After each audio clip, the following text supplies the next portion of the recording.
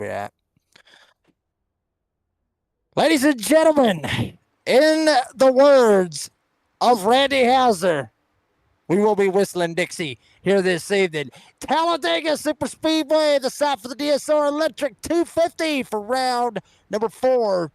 Or the next round, I guess you can say. I don't even know. It may be round 4. Oh, it is I'm 5. not sure. It might be 5. It is 5. Okay. It might be 5. And hell, it could be 6. It could be 7. It could be any one of those rounds. Not real sure exactly, but you will see that round. It is week 5. So week 5, round 5 of season 11 of the Concerns of Police Survivors Truck Series live here on the Ezra 360 Racing Network. Good evening, folks. I'm the Redneck Announcer, Jake Reeves, my good buddy Jim Cunningham. Or good old boy Jim Cunningham beside of me here tonight, co-commentating, producing, getting ready for a little 180 or 190 mile per hour game of possible ping pong if the big one happens tonight. Jim, good evening, sir. Good evening, buddy. We need to. I was dragging ass a little bit tonight, and so we need to jump right on in here to the grid, and we'll catch up here in a minute. Let's do that. Yeah, I mean, really, hell, what else can you explain about Talladega if you ain't already known it? That's right. Yeah, but here's the lineup. We'll talk a little bit about it here in a second. Matt Lee, last season's champ, starting on the front row of the pole. Matter of fact, Isaac Bevan starting in second. Tiny Horse Ride Johnson, Trevor Astronaut from Augusta, Georgia, starting in P4. Really hope he is not the one that was prank calling me earlier because it was Augusta, Georgia number. But Stephen Gregory starting in P5. MDW Matthew David Wood starting in P6. Joshua Rodriguez starting P7. Matt Cherry's P8. Then Matthew Montgomery, John Freeman. That's the top 10 starters. Holla Daddy Bride Chew, watch out for him. Really, really, really good on this type of racing with the super speedways. He's real good at Daytona. He's really good here at Talladega as well, so watch out for him. Cody Knott be starting right there with him. There's Dustin Scruggs and Cody Knott, There's Dana Shepard, Tristan Bruce.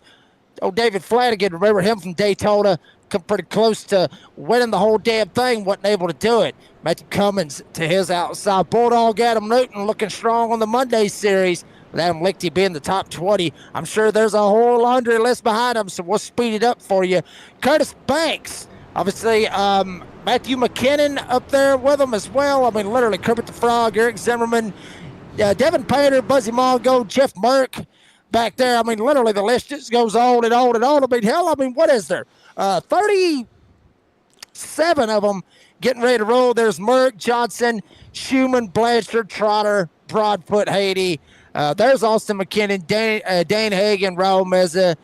And there's Michael McKinnon. I thought I saw him up there at the front, I guess, but he's going to be starting back there in the back with TJ Moore, the race director. Sack Hartwick must be helping TJ out as well. Okay, so got all that out of the way. Got the whole grid lined up. Everybody got their name called. I think they did. If they didn't, we'll call show it us some something. point Maybe we'll talk about it. Yeah. Odds are out of the 37 of you, I'm sure we'll call it out eventually. But like I said, I love this place. Near and dear to my heart.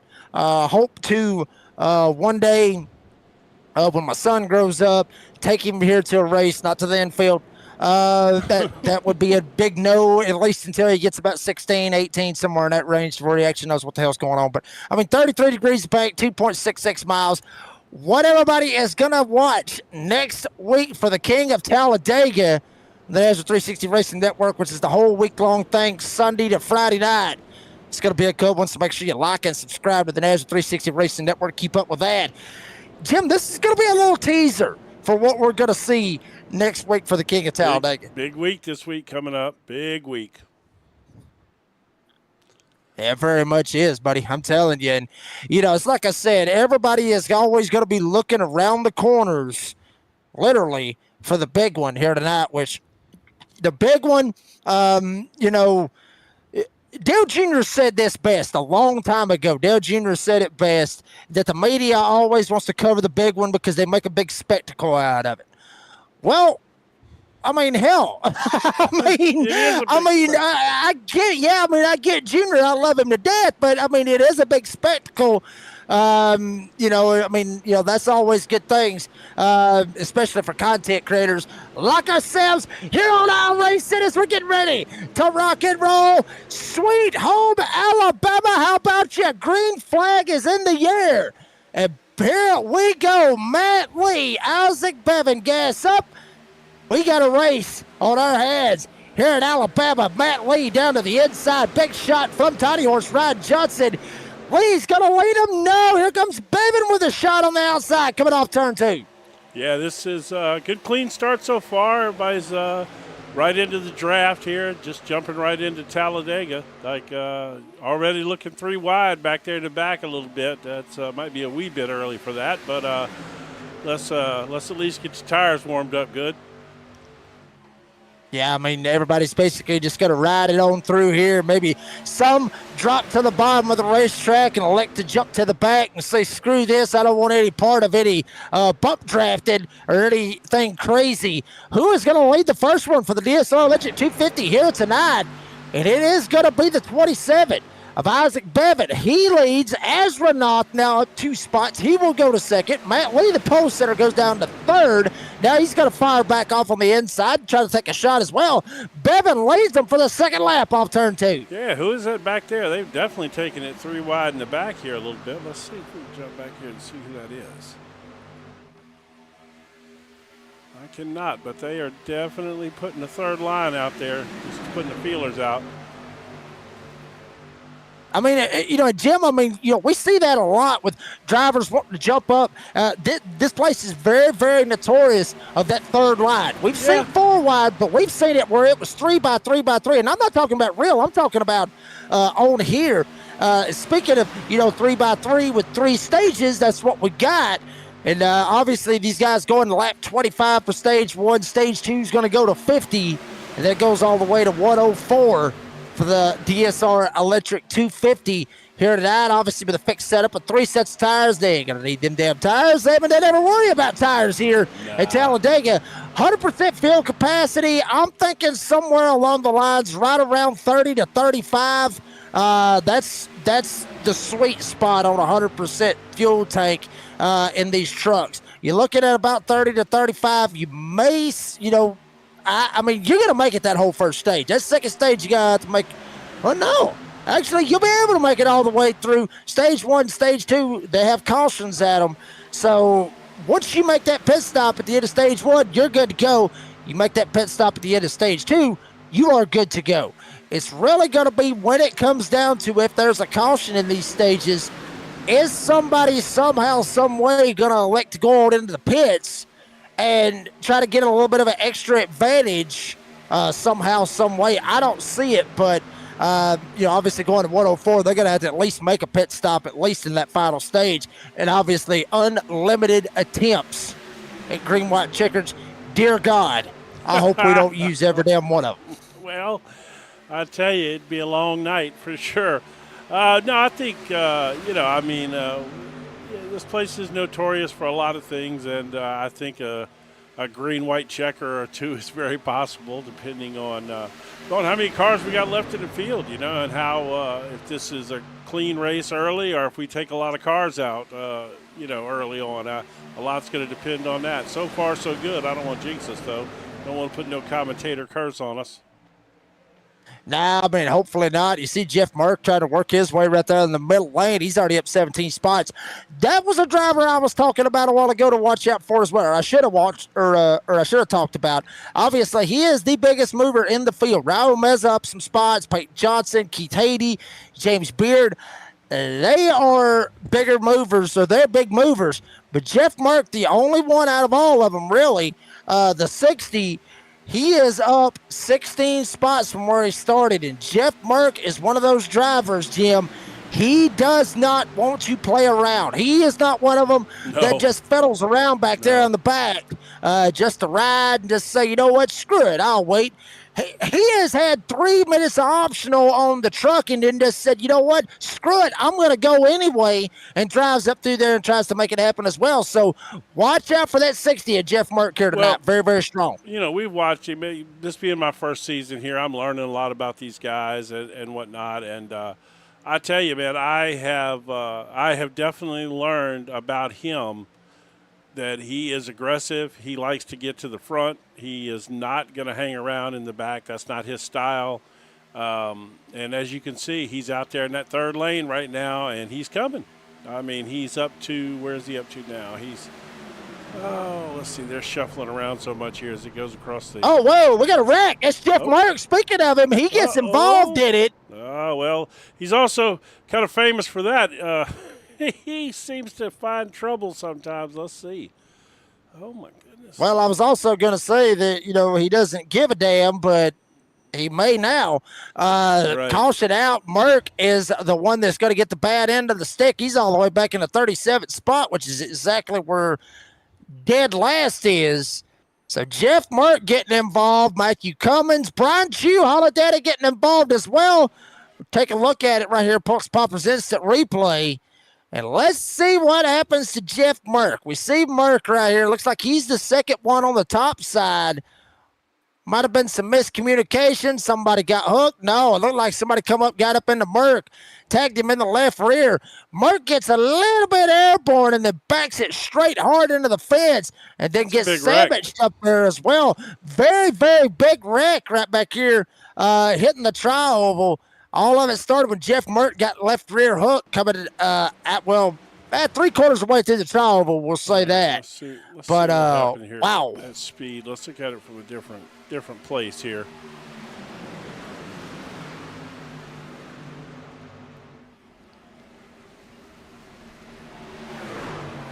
Up and sliding Bulldog Adam Newton able to there's somewhat all squeeze kinds through of there. trucks going The damn backwards pace, the damn pace truck racing through there with them. Goodness, you see that? Yeah, the damn he's pace invisible. truck was going through there. He's invisible. He can get away with that, man.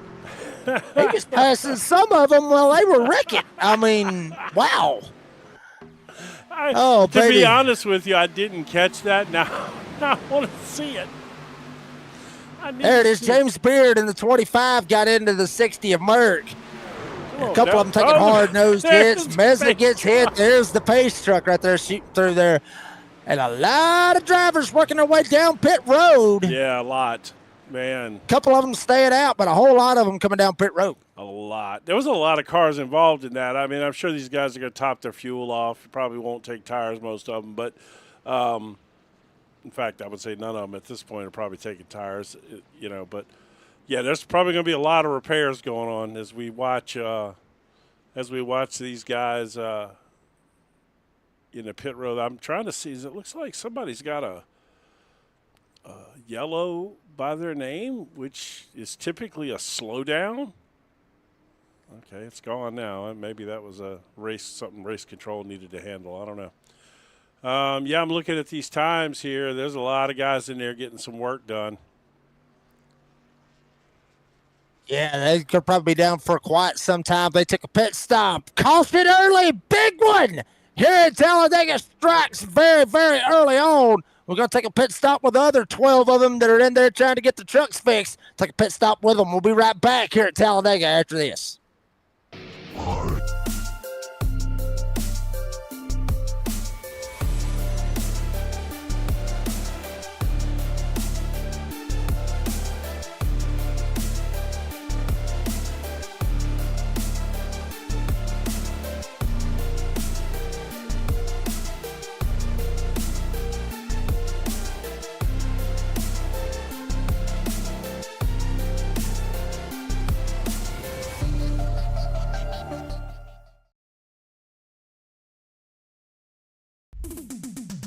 Starbase 1552 Comics.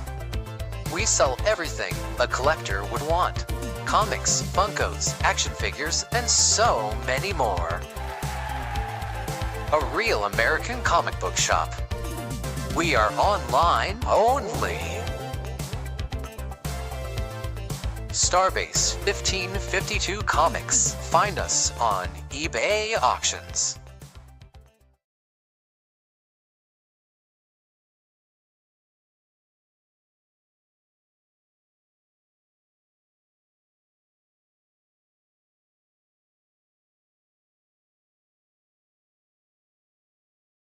years of woodmaking experience. They proudly serve Northeast Florida to Southeast Georgia, delivering custom woodwork that combines precision, beauty, and durability. Whether you're dreaming of a custom kitchen, bathroom vanity, fireplace and mantle, entertainment center, outdoor kitchen, or even a full library, we can build it at Florida Cabinet Distributors, exactly the way that you envision.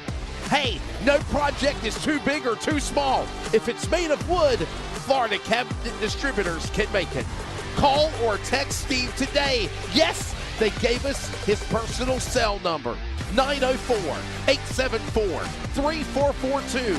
That's 904-874-3442 to book today. Florida Cabinet Distributors, craftsmanship that lasts a lifetime.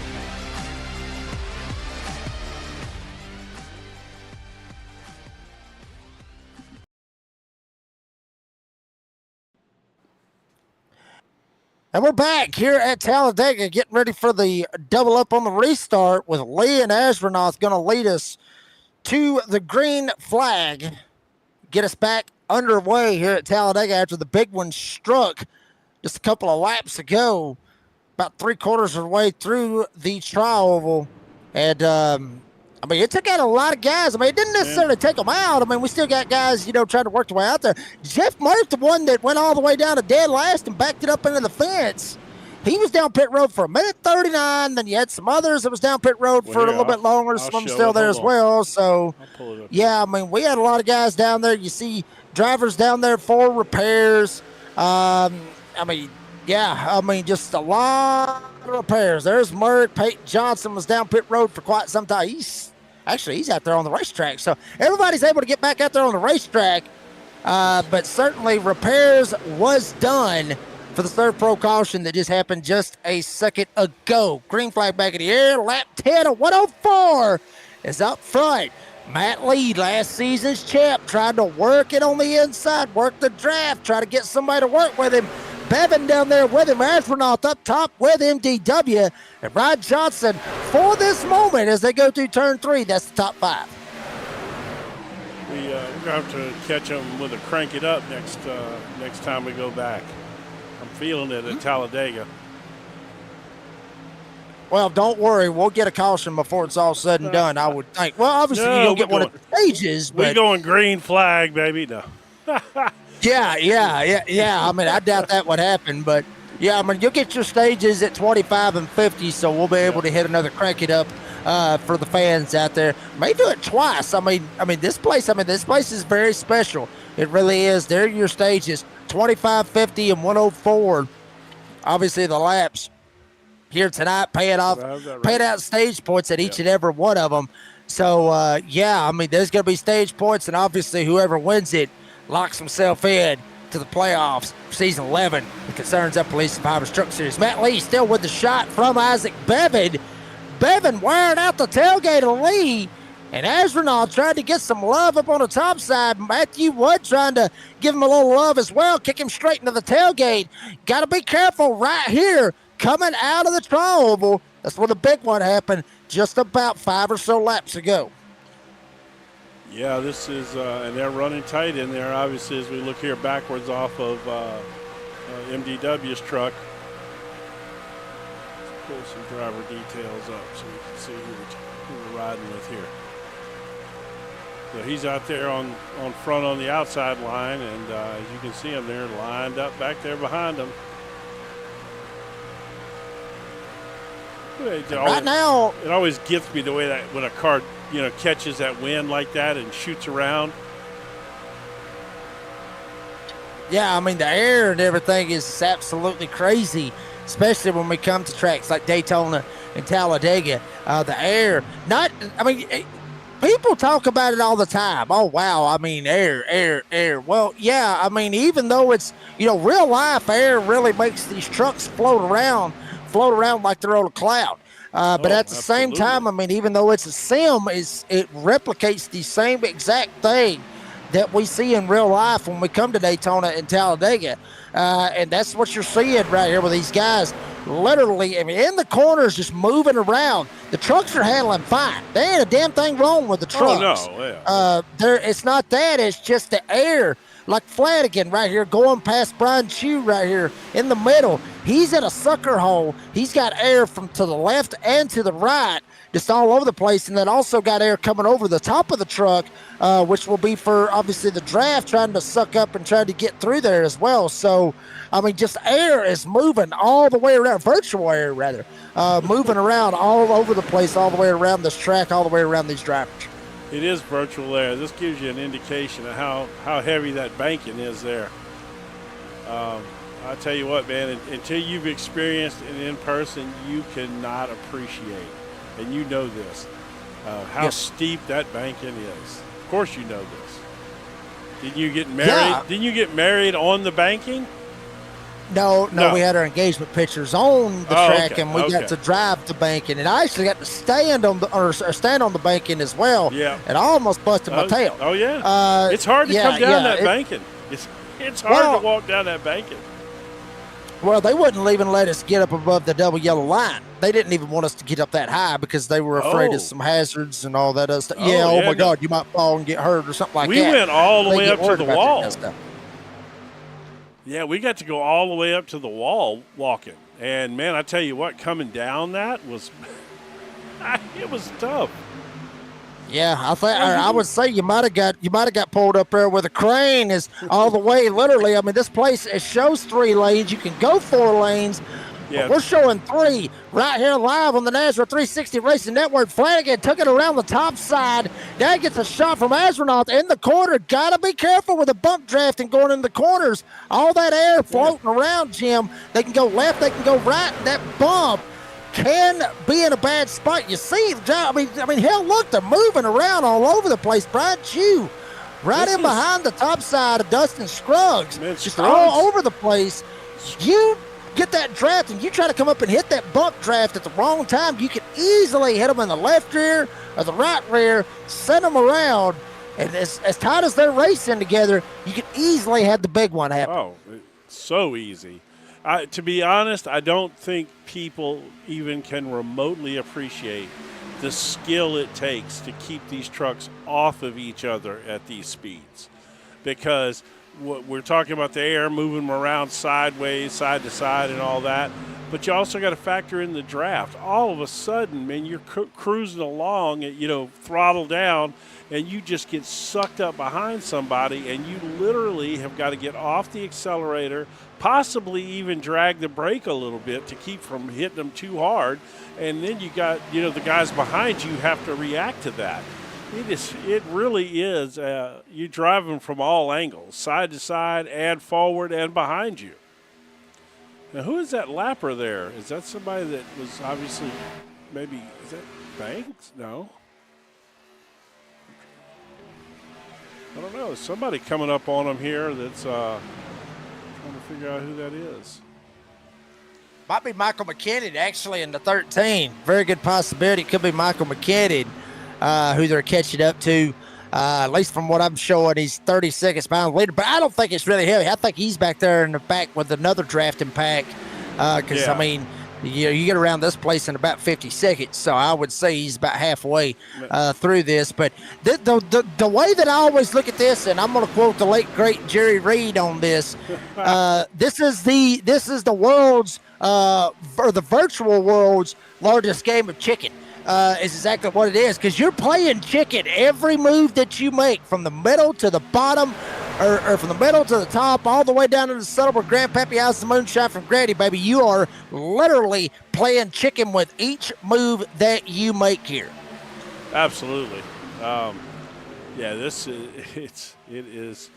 I mean, if there's gambling in auto racing, this is absolutely playing craps right here. You are rolling the dice, and eventually it's gonna jump up, and you're gonna see them double sixes and crap right out.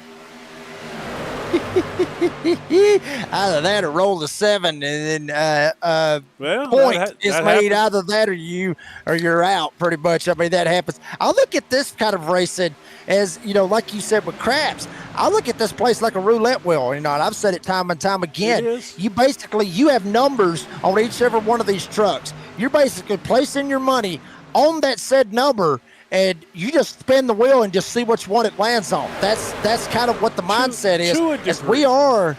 To To a degree. But you and I both were big senior fans, you know, and the reality is Dale Earnhardt Sr. got around this place better than anybody ever, you know, and Junior was pretty damn good at it himself. There is a talent to getting around these kind of tracks, and it's not all luck. You know, I mean, there's a lot of luck involved, as we've seen with Senior at Daytona. But the reality is, man, there's certain guys that just drive these kind of tracks great. You know, I mean, there really are. Yeah, I mean, absolutely. I mean, you know, even today, even with the next-gen cars and all that good stuff, I mean, yeah, I mean, there is still a skill to know what you're doing and everything else. There's a skill with the bump drafting, skill with dodging wrecks, because, I mean, hell, we saw the big one already. You got to be able to have some skill to dodge and have the awareness in front of you. As we are 5 laps to go here in stage 1. And Tiny Horse Ryan Johnson, who started 3rd, is up here leading this thing. Flanagan up 16 spots, trying to go for the damn lead on the outside, trying to get some help. Anybody to hook him up. Trevor Astronaut started up here at the front. He's still up here. We got a player up at the top side. It's the pole sitter, Matt Lee, trying to make it happen.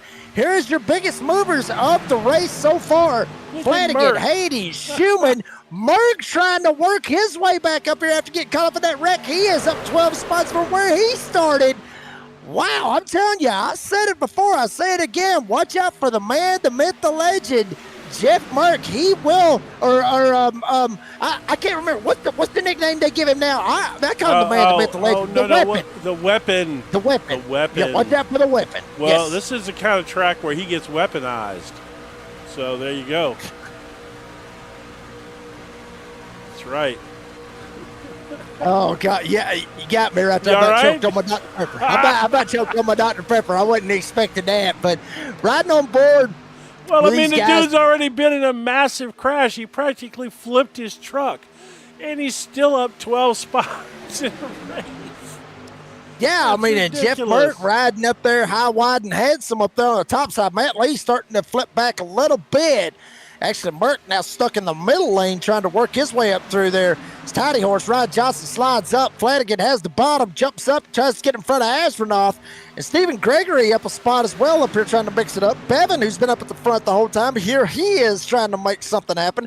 Data Shepard, who has always got a hell of a following out there over the National 360 Racing Network. Data Shepard up 8 spots up here inside the top 10, trying to get some stage points as well. Astronaut leads. Gregory Johnson battling for second off of 2, middle way down the back. I'll tell you what, man, we are closing in here on this stage break. Trying to get a feel for what I think's fixing to happen here. The MDW was up there, and then all of a sudden his whole little pack just dropped back. They're gone. Yeah, they're gone, but they're gone, but they're starting to kind of close back up. Maybe some moves made to slide them back up there. Now the pack starts to kind of get back in formation. Jeff Merck leading the outside lane. Well, he just had somebody slide up in front of him. 43. Yeah, who's that? Astronaut. I believe that may be Astronaut. No, maybe it isn't. But I thought it was Astronaut. No, actually, I think that's 42. I think it might be John Freeman. Oh, it might be Freeman. Oh, it is Freeman. It is Freeman. So John Freeman sliding up in front of him. 2 to go. Coming into turn 3. Astronaut Johnson, Flanagan up here trying to mix it up. Yeah. Oh, baby. Now Tristan Bruce has jumped up on that outside with him, too. They're going to try to make a big push here. I think that outside line is going to try to. Oh, we got a lap car. That's going to cost. He just better get on the apron. That's by far what he needs to do. Just slide on down, and there you go. That's a good place for you. Yeah.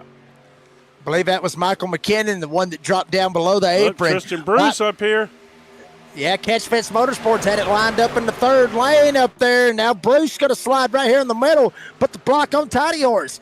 Bell lap for the end of stage one. We're coming back to the caution.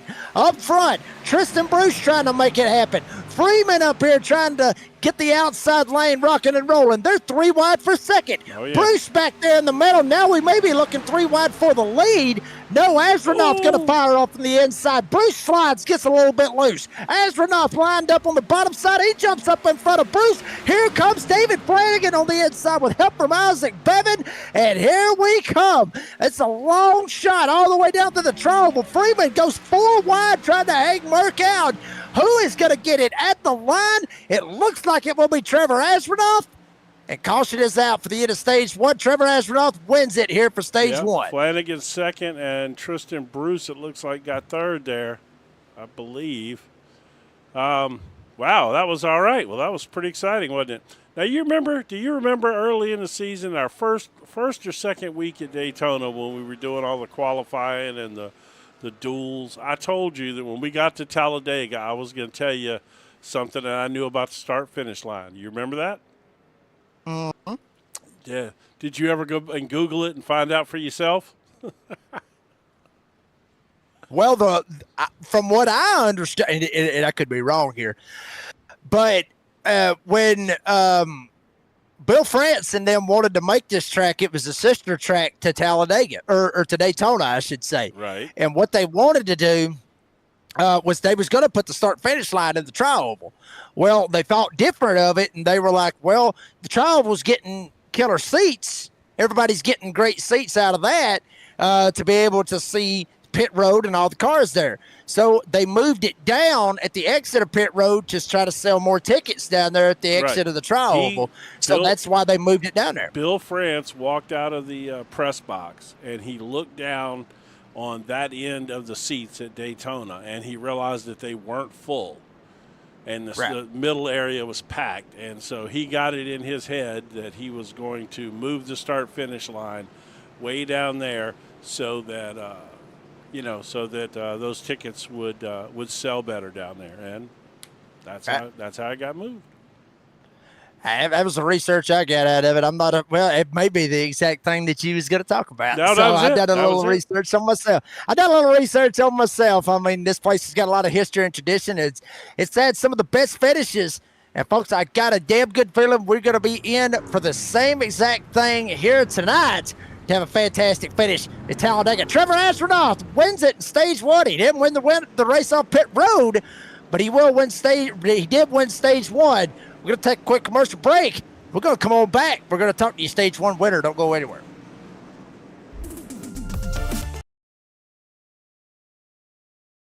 Are you ready? For Murph's Magical Creations. Home to custom laser engraving and gifts. This veteran-owned and operated company engraves for all occasions. If you want one of Murph's Magical Creations, call the number on your screen or commission through either Instagram or via email. Murph's Magical Creations, made with love for you.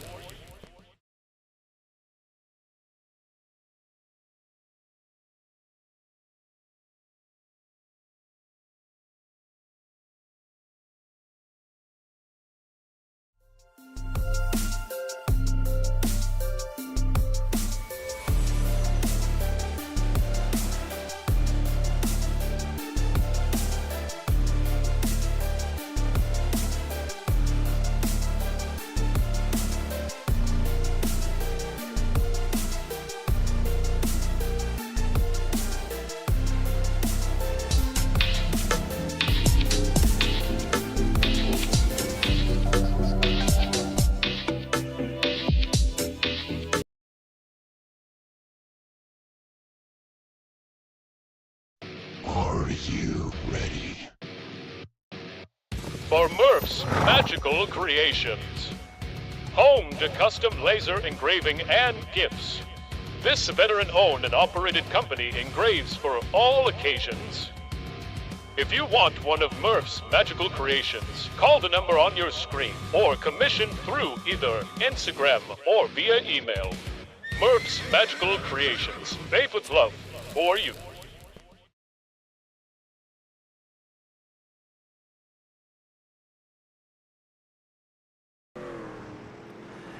And we're back here at Talladega.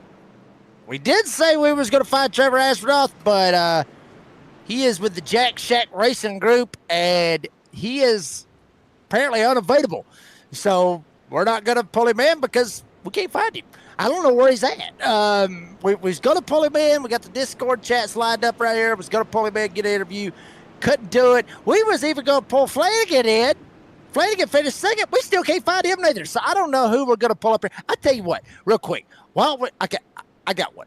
Well, we're running out. The lights are off on the truck already, so. Well, lights are out, but I tell you what, Jeff Merck, we got you up here, buddy. We got to ask you, how in the hell did you drive that sucker back after getting caught up in that wreck? How'd you do that? I just pushed it till the pedals stopped and went where they weren't, I guess.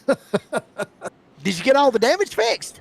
No, I still had a minute left, but it was all on the tailgate, so when somebody tucked right up against me, no air hit it, so she was still pretty quick.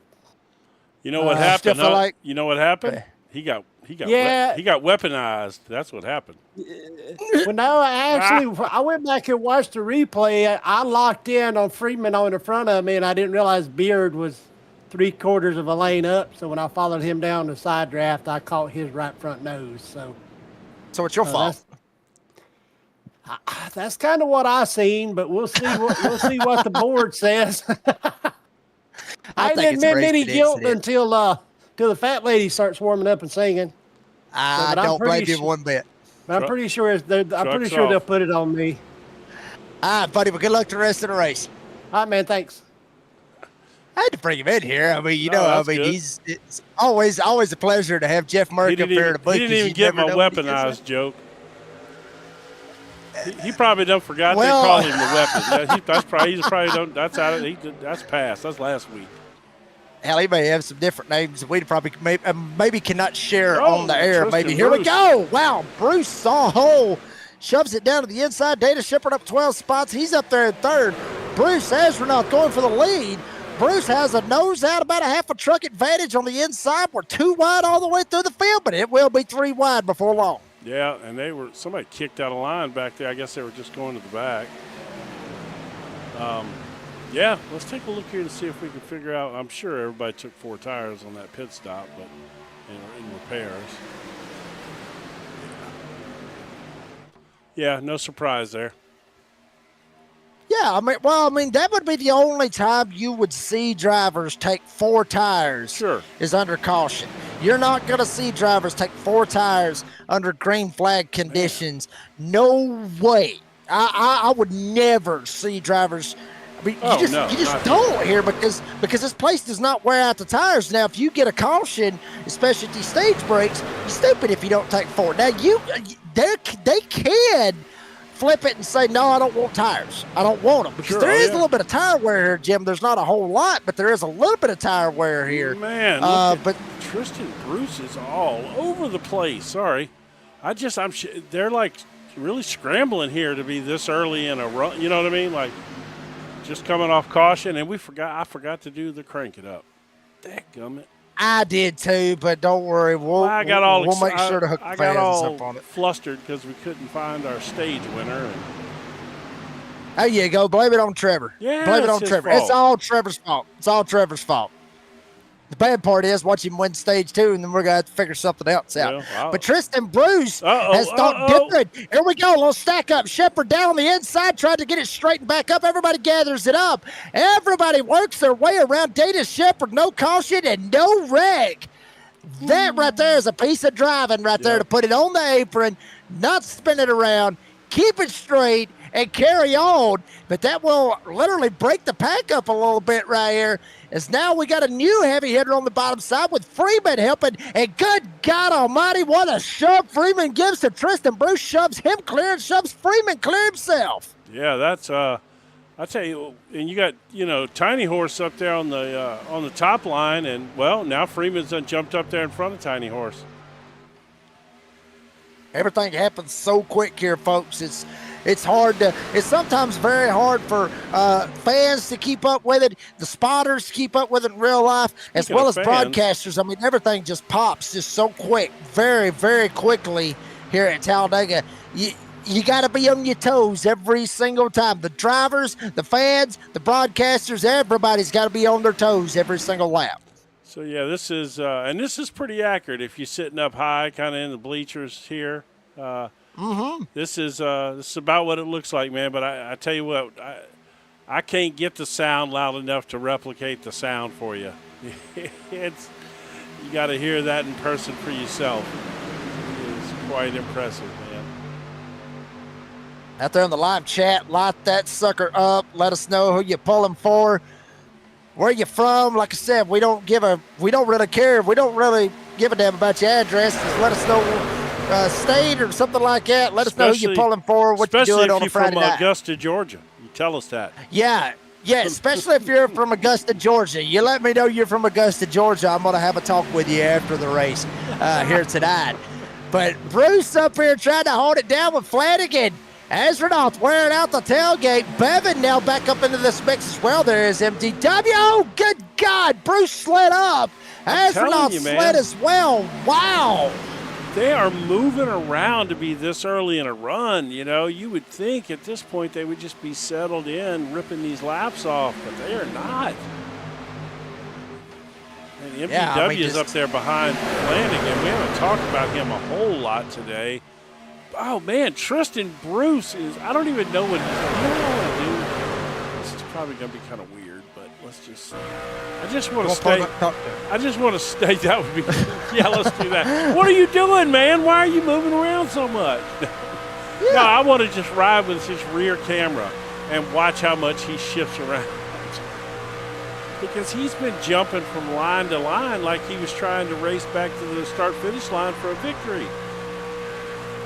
Well, a lot of fans here on the Friday night series that watches this, and even the drivers, will say that looks like Jeff Merck out there doing that because Jeff does the same exact things to try to get that number 60 up here to the front. So maybe Jeff Merck, both of them being teammates from Catch Fence Motorsports, maybe Jeff kind of threw a little bit at him and kind of taught him a thing or two because he's seen a thing or two here on these super speedways. Here we go. Whoa, Astronaut slides up, tries to put the block. Freeman comes out 3 wide for the lead at Talladega, going into 3. Bruce on the bottom. I tell you what. Oh, good God, Freeman up top now. They're going to go 3 wide again. Tiny Horse up top. Astronaut stuck in the middle. Bruce down on the bottom. Freeman trying to get the middle lane rolling. Flanagan and Wood to help on the outside. Oh, baby, they are sliding around all over the place. Freeman don't jump up to that top line when he does.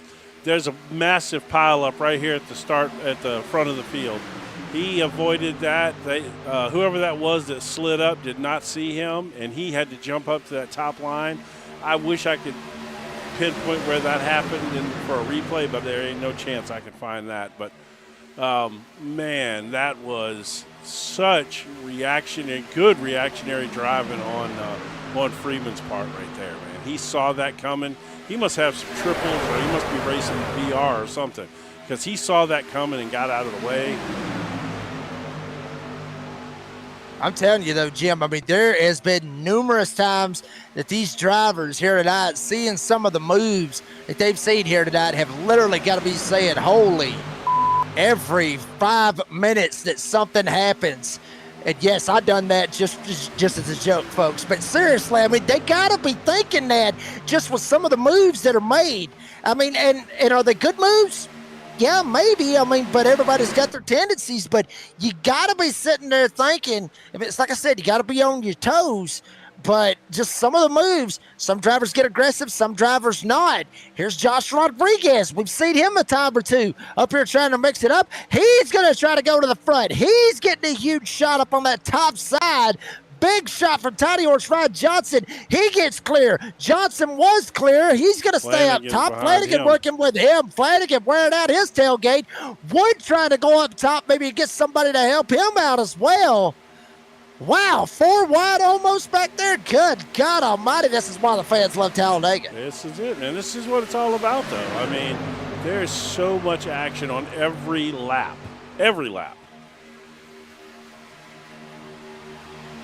Telling you, baby. Wood up top. It's nonstop. Wood up top with Matt Oh, Cherry. Look at this. Oh, no, that's going to be trouble. Oh, there it goes. Got him into the wall, able to hold on to it. Johnson looked like he was trying to slide up there. Tiny Horse is not going to, hell, he made the move. He tried to put the block. The block was unsuccessful. Stacks up Wood and Cherry. They find a hole, jump right back in behind Blanchard with Pater behind them. And Tiny Horse Ryan Johnson is going to free fall through the field in the lyrics of Tom Petty. Backwards is where Johnson is going. Got to give a shout out to Wesley Outland on that one. That one's his quote, that free falling with Tom Petty. I got to give him a shout out on that one. Flanagan, yeah, I take no credit for that. Absolutely no credit for that. That one's all on him. But Flanagan working up here. Send your request to WesleyOutland.com. He will get you lined up for that one. Freeman, Flanagan up here trying to mix it up. Baby, everybody's sliding through here. Oh, baby, I'm telling you, just every lap, something is happening. And that's how it is in real life, folks. That's how it is. In my opinion, the world's greatest racetrack, which is Talladega Superspeedway. No doubt about that. It is absolutely the most action-packed. It's, Daytona is famous, but Talladega is a much, much better racetrack. It's much more capable of handling three-wide racing, which is the kind of stuff that you come to these type of tracks to see. In a lot of ways, it's a better facility, like as far as from a fan's enjoyment standpoint. As long as you're not stuck in that traffic trying to leave this place, it's a great place. Yeah, traffic's always kind of sucked here, but, like you said, fan-friendly, if you haven't got the opportunity to go to a race at Talladega, I very much encourage you to. Even now, since they've got big bills down there in the infield and they have the Talladega Garage Experience, it is something to see That is insane, though. People, I didn't even know that existed, right? And we went for that tour thing and we saw all of that. You literally can be down there in your own little, oh my goodness. Oh, they're still stacking up, though. This may not be over yet. Oh, okay. They saved it. Wow, man. There's been some good driving here tonight. You get down in that infield down there, and they got this giant covered area with tables and waitress service for drinks, and then you can walk over and you can look through and look into the garage. It's just so cool down there, man. And and then you're only 50, less than 100 yards away from the track. You just walk right over there, and you're looking through the fence and you're right there. It's crazy. Once again, sure is a lot of the drivers right there literally had that holy moment right there when they stacked it up right there, tried to get it straightened out. And I'm telling you, and Jim, I got a feeling I'm going to use that beep a lot here this evening, probably. But that's what they're thinking right now. Is now everybody kind of spread it out a little bit as we are under 10 laps to go here in Glass Mechanics Stage 2. And but I got a feeling the excitement, at least with Stage 2, the excitement is still ain't over yet. For the race, you're going to get excitement 9 ways to Sunday throughout the race. But for Stage 2, I don't think the excitement's over yet. Oh no, I don't think so at all. Here goes Freeman. I thought he was gonna. I do like that little microphone logo from the Shady Acre Boys.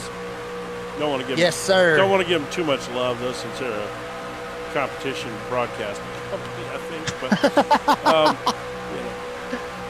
I'm not sure if they are a competition. I'm not sure if they are. Honestly, I really don't. But I got to give Shady a little bit of credit. They're an active sponsor. I got to give a shout out to Shady Acres. They sent me a message on Facebook.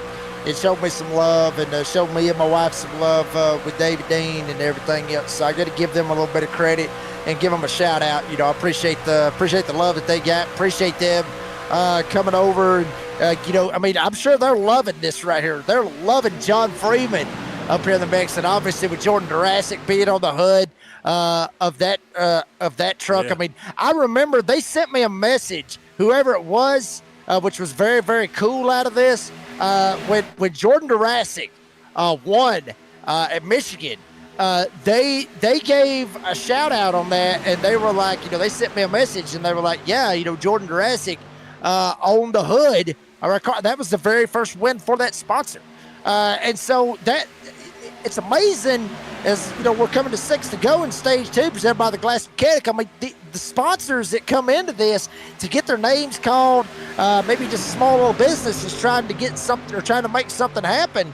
And then they get their name called out on a broadcast. It's amazing what can happen to that sponsor. It's great for them. I mean, it absolutely is, you know, but it also just goes to show you the love that they have for these guys driving these vehicles because, you know, the reality is what they're really doing is they're helping somebody, you know, that they know or that works for them or is a good customer of theirs or something, you know what I mean?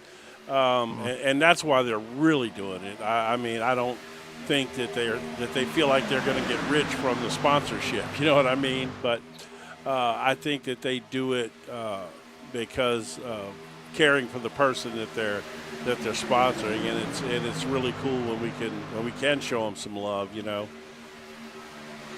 But to be fair, excuse me, Shady. My dog caused that, just so you know. My dog yawned and triggered me. That's how connected I am with my animals. Anyway, old Shady's always in the chat, too. He's not here tonight, but normally Shady's in the chat, chatting it up, too. So that you know, that makes us want to give him a little love as well, because he's in there participating every week and being active and all that stuff. Yeah, I mean, we always love to give shout-outs to the fans, and, you know, we got some of you out there rooting for Matthew David Wood, and obviously some of you for Stephen Gregory. We got the Shepherd fans out there, Ginger Parrott, up in Vermont, North Carolina, and Italy. Oh. Shepherd Racing is worldwide. Good God. That's how you do it. And obviously Sharon Bruce out there. Let's go T. Bruce. And then Snuzzy out there. Whoa, Laguna Seca. Gonna have some hands to throw here.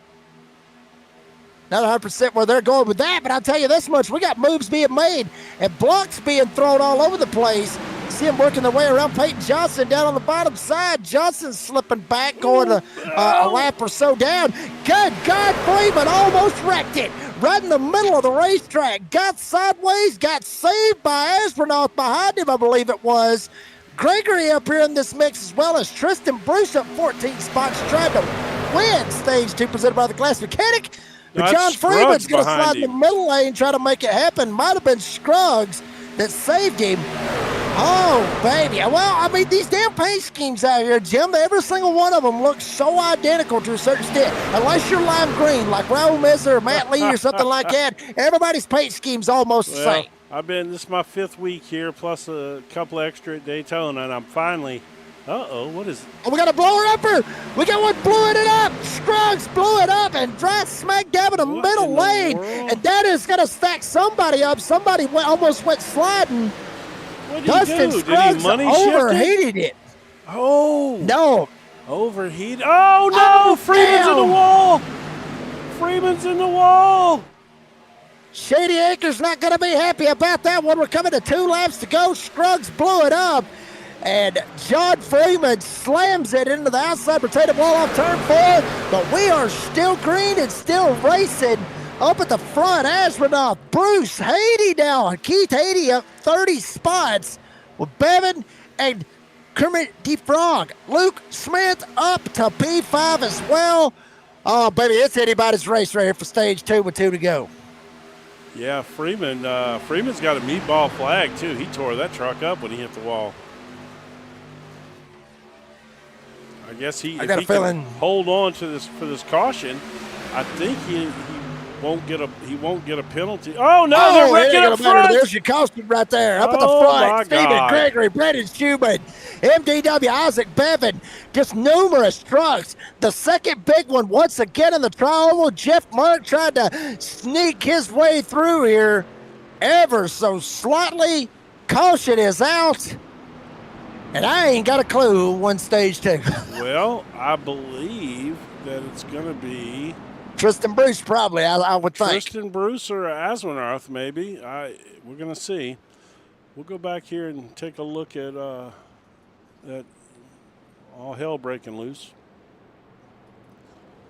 It looks like Trevor's actually challenging the position, I would think. But here we go. You see Freeman, Buzzy Mongold, or all these other guys back here. There's contact right there around Keith Haney. Right there, got into the mix. Gregory slides up. Wood, Schumann. Got others. Kermit the Frog sliding through. Miss Piggy going to be tickled with them and maybe give him a little extra bacon out of the whole deal. Man, get your minds out of the gutters, every single one of you. But I was not going there, but y'all probably thought that. But certainly a big one happening once again. Second time tonight in the trial right here, Jim. It's going to end stage 2 presented by the Glass Mechanic, and Tristan Bruce is going to get the stage win. Yeah, let's see here. Get some more. Oh, man, big. So who was that went down the track and popped to 27? Look right here. Yeah, all right. Wow. It's that Toyota right there. Who do you think that is? Any idea? I would say Astronaut, I would think, but I would think he got a little love tap from Haney right behind him. Maybe. Let's see if it is Aswarnath.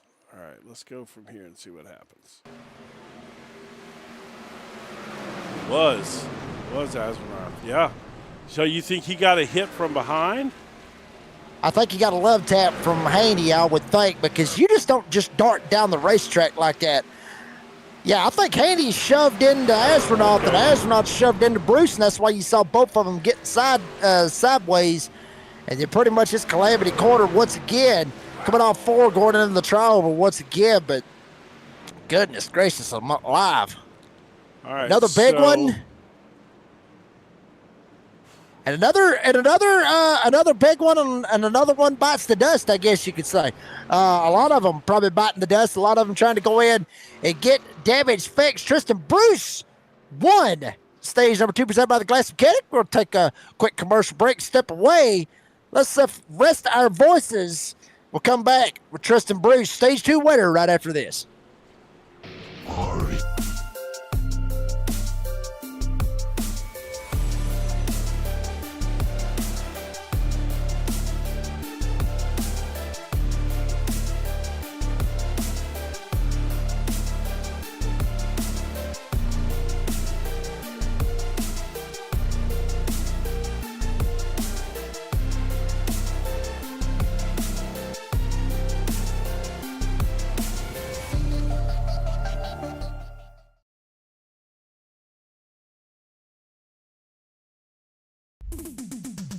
Starbase 1552 Comics. We sell everything a collector would want. Comics, Funkos, action figures, and so many more. A real American comic book shop. We are online only. Starbase 1552 Comics. Find us on eBay Auctions. And we're back here at Talladega. What a wild way to end stage number 2. Presented by the Glass Mechanic. Redneck Announcer Jake Reeves here with my good old boy, or our good old boy, Jim Cunningham, up here co-commentating, producing, doing a fantastic job as always. We got TB, Tristan Bruce up here in broadcast booth. Tristan, buddy, congratulations on stage 2. What the heck happened right there? Because I thought Haney got into Astronaut, Astronaut got into you. I mean, it was just that whole cluster right there coming off 4. Yeah, this 89 truck isn't too pleasant. That's all. I don't know. Yeah, I mean, it's fun racing. I like it that we're able to do what we're doing and stay clean. I mean, obviously wreck right there, but yeah, I don't know. It's a little crazy. Well, it's definitely going to be interesting. Yeah, I like it. I like beef. Sorry to cut you off while you were talking about that, but No, I mean, you're good. but I mean, still, I mean, some of the racing. I mean, aside from that, the racing from what we have been seeing and from what the fans is out there seeing, it's been phenomenal. I mean, it's been absolutely, as as a good buddy of mine would say, it's been balls to the walls out there, and y'all have been absolutely lighting it up. Yeah, it's definitely been balls to the wall. That's for sure. Yeah, it's just these Jack Shack guys, man. These damn Jack Shack guys, man. That's all. I know. I ain't gonna play it we're again. we're gonna rip to the front here. Rest of the race, we're gonna do what we can. I'm having fun though. This is awesome. Well, next time you talk to Trevor Aspinall, tell him to get in the Jack Shack chat because we was going to interview him for stage 1 win, and he didn't show up. So, yep, that's on him. Tristan, buddy, congratulations on stage 2. Appreciate your time, and good luck the rest of the race. All right, thanks, man. Hope to talk to y'all soon. We'll send him on back down there, get him ready for stage number 3. And, folks, we've already paid out the stage points. We've already had the playoff points as well. It's time to get down to the nitty-gritty. It's time to crank it up here at Talladega, Alabama style, Dixie style, if you will. Let's crank it up a little Alabama for you here tonight on the NASCAR 360 Racing Network.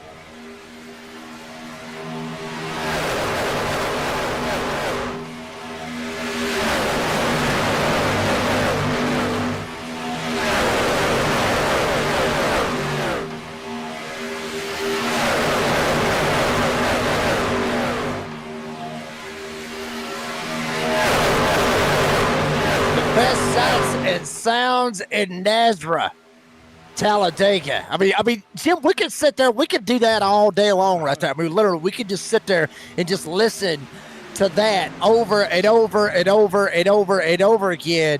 And I'm sure the fans would too. I mean, it is an absolutely beautiful sound to sit there and listen to these trucks hum around this 2.66 mile Superspeedway. It is. I will let you. I'll let you folks in on a little insight as far as being an announcer and producer.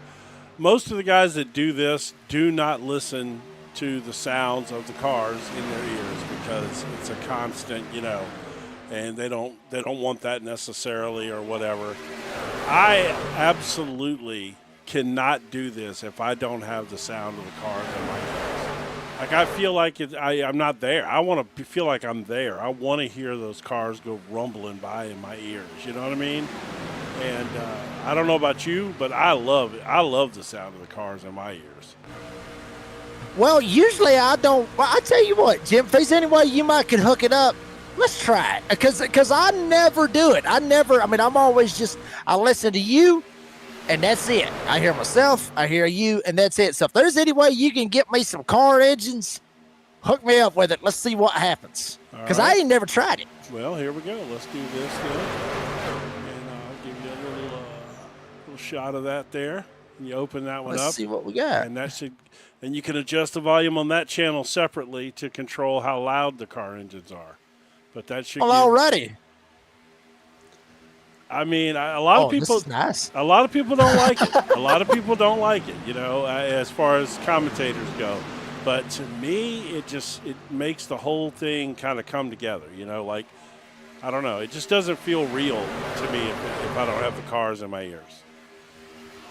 Sound like a plan. We're going to do it here. Luke Smith covered the frog up here. P1 with Brian Jew. Sitting to P2, trying to make a little runway one way or another. Making up on the top side. He's got Blanchard lined up behind him. There comes stage 2 winner Tristan Bruce trying to slide up here. Make a little noise if he can. Try to win stage 2 and win the race. Lock himself into the playoffs. No harm, no foul. But Kermit the Frog, Luke Smith, one of the drivers that's lighting it up on the Monday DSR Electric Truck Series, trying to make something happen up here and try to win this bad boy as well. But here comes Talladega, Mr. Restrictor Plate. Brian Chew to the middle side. He's got help from Blanchard and Luke Smith down on the bottom side with help from Matt Cherry and Raul Meza there to help as well. And the Bulldog, Adam Newton, got caught up in a wreck earlier on. He's up here inside the top 5 as well. We've got a few names up here that we have not talked about a lot tonight. I guess maybe they were laying back.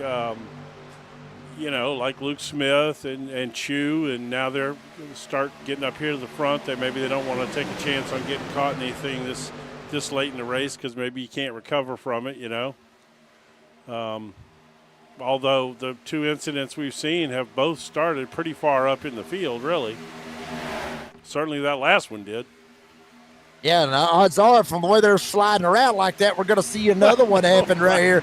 Azradoff helping James Beard started 12th, up 10 spots. James Beard trying to make something happen. He's going to throw her back with Blanchard. No, Blanchard comes up the hill. We got a crash. They are wrecking behind them. We got another big one. That ain't as big as the other 2, but we still got a caution, pro caution on the Speedway. Yeah, we do indeed. It was not as big as the previous ones, but it was still plenty big enough. Let's see here. It was leaning towards it. Well, it could have. I tell you, it could have happened. It could have been that way. I'm trying to see here. There it is up there. Okay. Oh, that's the one. That's the one truck involved. Yeah, Rodriguez getting involved as well. It all started with James Beard and Chris Blanchard. I'm not sure if Beard got tagged and got sit down into Blanchard, or if there was just so much side drafting going on that it just sucked him straight down on his door. We'll look right here.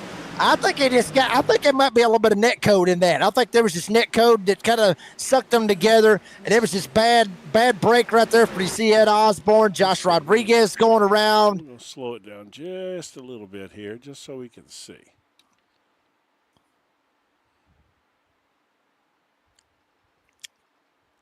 I mean, real tight right there, and then Blanchard just shoots straight up the hill. Gets Beard. There goes Rodriguez. It seemed like to me like the 9 truck drifted up. Who is the 9? Let me find the 9. Or where is the Chris 9? Blanchard. Yeah, I just got to figure out where he's at now. Is he wrecked? He's up in P5 right now. He's still up there. Okay. All right, so let's do this. Let's go back here. We're going to do the same thing again, except we're going to look at it from Blanchard's point of view and see what happened here. Oh, they kind of came down on him a little bit. I think in the side draft sucked him over, I think. Yeah, I believe that's what happened. I believe that was a side draft situation there. They got close to him, and it kind of just sucked him back up the track. Yeah, and if you remember what I was talking about last week about Michigan, how the side draft is just so strong. Especially here. I mean, literally, I'm sure the side draft's about the same as it would be at Talladega in Michigan, but just how much air is floating around, double it. That's basically what you're looking at with the side draft. If somebody comes down and there's just that much air floating around and it's constant air, double what you're getting on the side draft. That's basically what you get out of this right here. Costing out. Take another quick commercial break. We'll be right back here at Talladega right after this.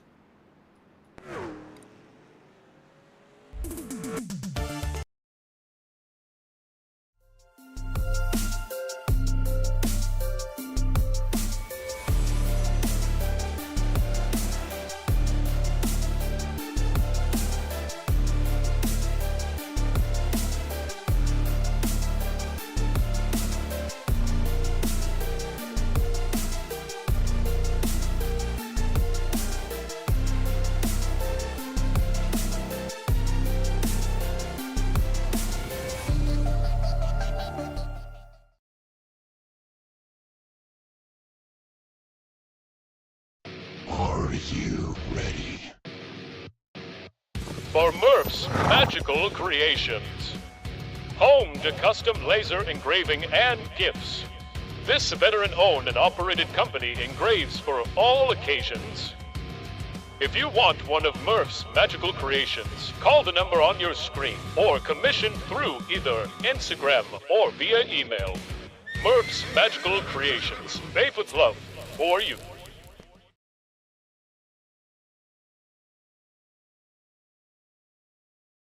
Happening on pit road just now.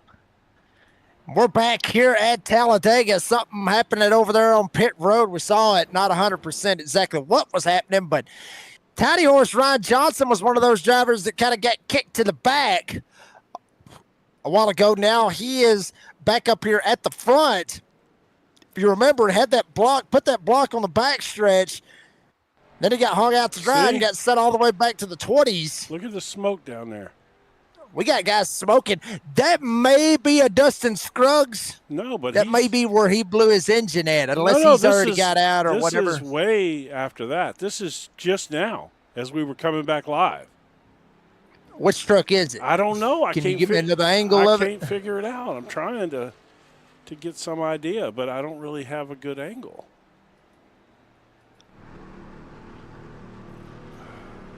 Well, I'm going to do something I should never do, but I'm going to see if I can do it. Oh, Dean does this all the time. Oh, does he? That's Scruggs. Yeah, that's Scruggs. Is it? So how is he still smoking like that? That is Scruggs' truck. I mean, this is just now. This was literally just now. He blew that truck up 15 laps ago. Is he just riding around with a blown-up truck? No, he's still sitting there. He's still got the required repairs. Oh. He's still got the required repairs. Yeah, he's been sitting there 17 minutes. Holy cow. Well, believe it or not, and this is going to sound stupid. I don't even know if you could really do it or not. But this is for some of you out there that don't know this. But if you're lucky enough to blow an engine and you get required repairs of 30 minutes, you believe it or not, they put a brand new damn engine in that thing. You can fire it back up and you can take off. But I'm sure they probably changed that in a previous updates or whatever. Well, so I would say you wait 30 minutes. I would say you're probably still going to wait. Either that or they're going to lock you out of it. Well, you remember before you used to get out, as we're going back green here, we'll talk about this as we get rolling here. Well, I'll tell you what, let's do one more crank it up for him now that you got cranking it up in your ears. Yeah, I got the sound right here going right here, so I'm going to crank mine on up just a little bit. Give you one more lap of the speeds of Talladega live here tonight on the DSR 360 Racing Network. Folks, we are glad to have you.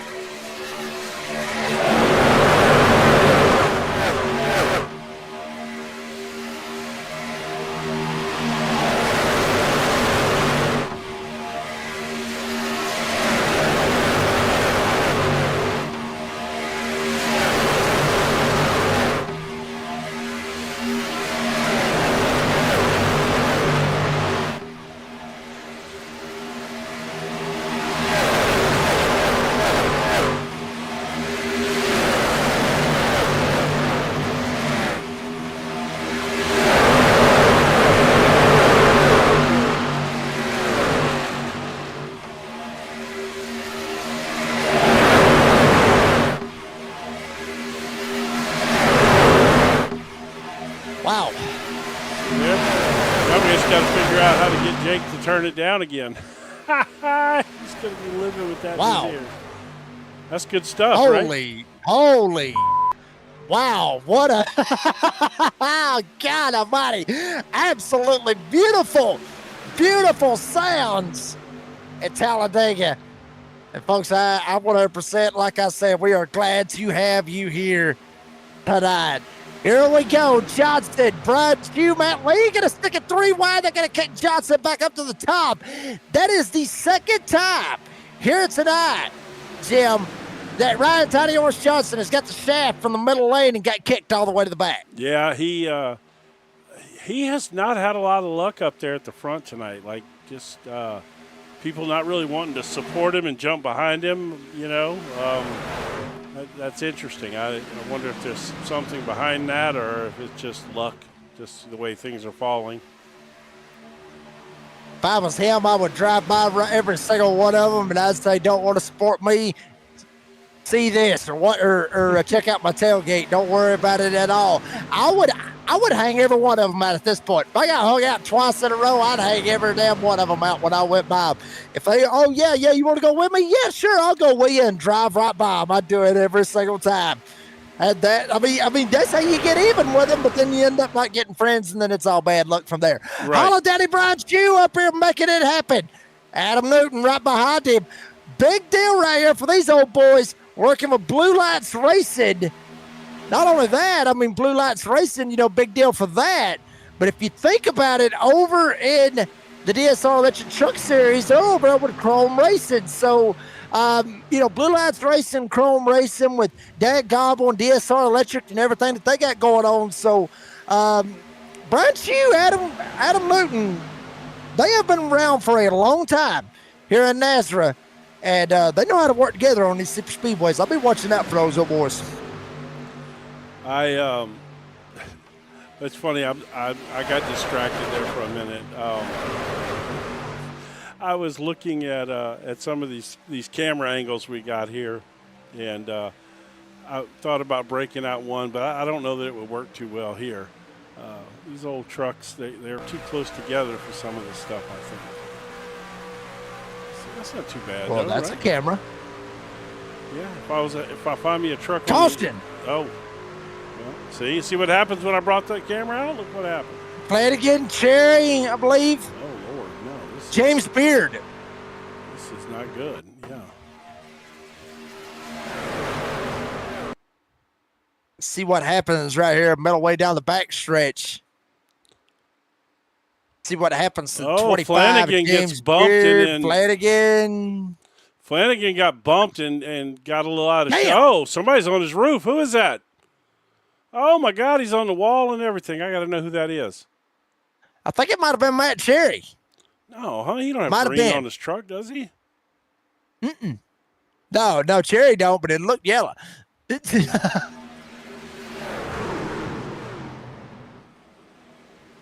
End over end, side over side. No, it was not Cherry, but somebody went end over end. Maybe?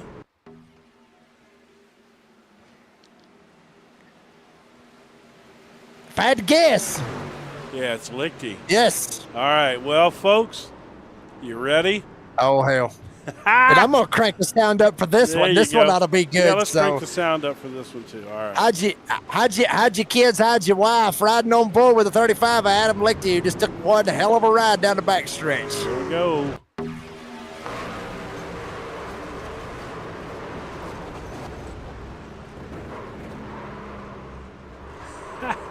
Hold on, that ain't it. We're going to do it one more time.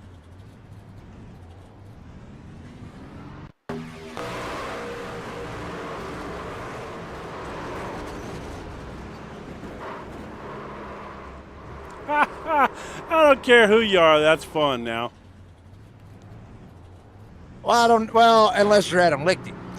Well, no, I mean, I just meant, yes, that's a good point. Probably not as enjoyable for him. Oh, Lord. We don't need him coming back going, yeah, Jim and Jake ain't get back. And, you know, real quick, Well, if I may. They can get mad. If I may. Well, yeah, but if I may. As we are under caution, once again, big wreck, huge wreck. Up at the front, Chris Blanchard, he stays out. A lot of drivers jumping in, getting gas, and getting themselves lined up and everything else. But yeah, he's the only lead lap car that stayed out. Mm-hmm. Everybody else jumped down pit road, got tire, or at least got gas. You know why? Jumped down pit road, so yeah. They can make it from here. Mm-hmm. They're going to be right on the edge of making it anyway. It's going to be close. Be very, very close. With another These old caution or boys two, make it. if another caution or two, they won't have to come in though, and that'll give them the laps they need to make it. Yeah, but Blanchard may be banking on everybody having to go, but I mean, he went at 59, so he's got about 8 more laps. Yeah, shorter on the fuel tank. That's but, and that's enough though. 8's enough to make you not be able to make it because 67. Oh, yeah. That leaves them with 37 laps. Mm-hmm. So that's right on the edge of it, right? It's gonna be close. Isn't it about 35? Isn't that about the number? About 35. By my time, or by the time that I've ran full fuel races, it's between 30 and 35. That's what you're looking at. So one decent caution, and that probably gets all these guys the ability to get there. Yeah. I would say, yeah, that's what you're looking at. So the only advantage Blanchard's going to have is if he catches one with about 15 to go, comes in, gets his fuel that he needs, and puts some freshies on. They help a little bit, and then work his way back up through the field. Because now we've got, let's see, how many cars do we still have on the lead lap? We've got a few off the lead lap now. Where are we at on lead lap, guys? You got that? By my count, we got 28. Well, not anymore. It's going to be 27 because Adam Lichty flipped, and he is still on pit road trying to get damage fixed. So we got 27 trucks. Trevor Astronaut is the last one on the lead lap. Okay. So you come in later in the race, and he gets fresh tires and tops his fuel off, and worst he could start is 27th. That's if nobody else pits at all. Yeah, I mean, and Jim, we've talked about this before as well. You could restart 27th. Hell, 5 laps, you could be up there leading this thing. I mean, that's just how quick this stuff happens. If you're Jeff Merck, for sure. Poor Merck, though. He's laps down now, though, isn't he? No, he's still on the lap. Oh, God. Now he's 25th. He's still trying to get some of that damage fixed. He's trying. He'll end up 5 to go. Merck will be up there in the discussion. I'll tell you what. I'll bet you $5 right now. I'll bet you $5 he gets the top 5 out of this. Oh, no. I ain't betting against him. Are you kidding me? No, indeed not. That dude pops up whenever it's important, man. Are you kidding me? There ain't no chance I'd bet against him. I can hear him now. I can hear him now listening to the broadcast going, I'm just going to wreck it for the hell of it at this point. Right. I'd have cost you, if he'd have took that bet, I'd have took $5 out of Jake's pocket just for the hell of it. Mm-hmm. But that's funny. Oh, yeah, folks, I'm telling you, if you love this, if you love Talladega, if you love truck racing, if you love Nazareth. If you love Talladega and you love Nazareth, this is your week. Yes, sir. King of Talladega next week. Jim, do we have a flyer that we can show everybody? Do we have a flyer? I do not have one. They did not give me one. I do not. I'm making look and find you one. We can get you one lined up. That way we can use it for the broadcast tonight. I'll see if I can find one. But here we go, folks. Getting ready for a restart here tonight at Talladega. On that front row, Blanchard and Bruce, Matt Lee, Brian Chew, Adam Newton, the top 5 as we are green flag once again. And here we go, baby, right back at it. Driving off into turn 1 with Blanchard on the bottom. Matt Lee trying to shove him. Bulldog Adam Newton there as well. Lee gets clear, jumps right up in front of his Catch Fence Motorsports teammate Tristan Bruce. And Newton's going to line up on the bottom, try to help out Blanchard. Catch Fence Motorsports coming for the lead down the middle of the back. Yeah, they're strong right there, those two. Now that's a pretty tough team. Every time I turn around, there's somebody leading the race is a Catch Fence person. That's they got some strong members on that team, although he just bailed on his teammate too. So if you find one, stick it in the in that bubble chat for our broadcast channel, and I'll get it stuck up here at some point for one of these cautions.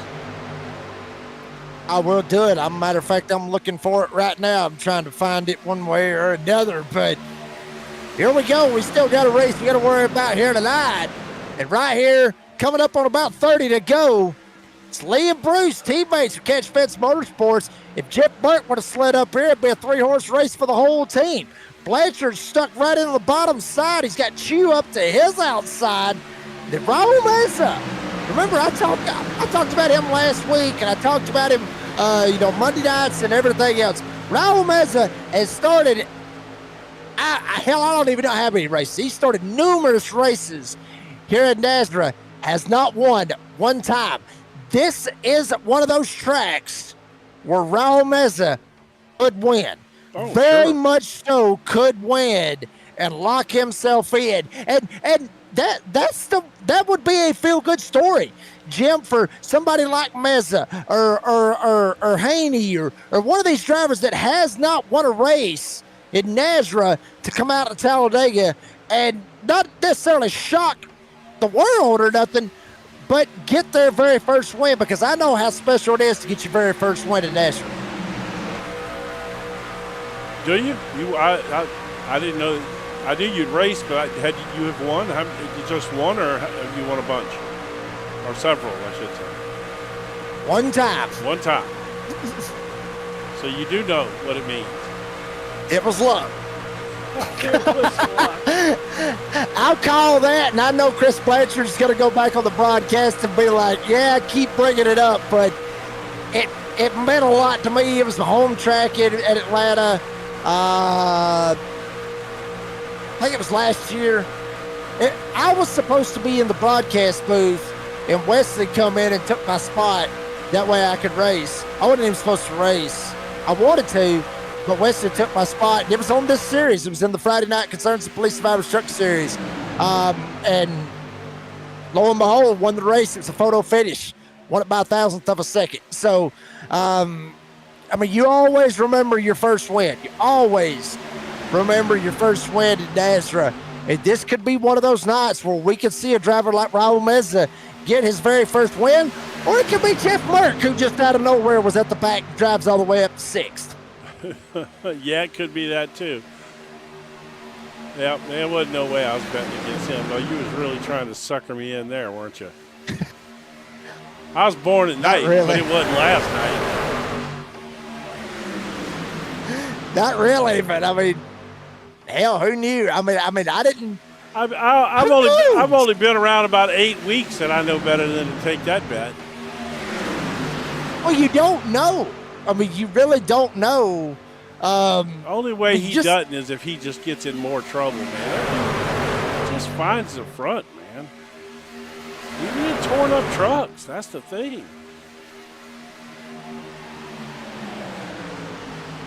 That's a good point.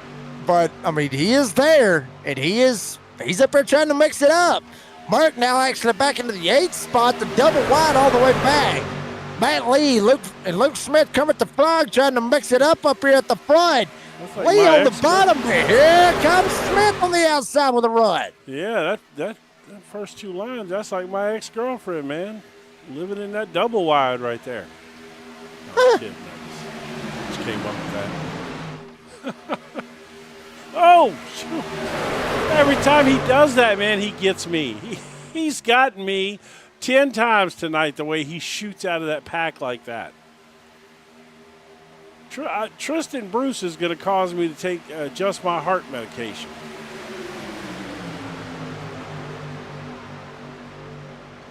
I'm fat, and I got clogged arteries. I can't take that. He can't keep doing that to me.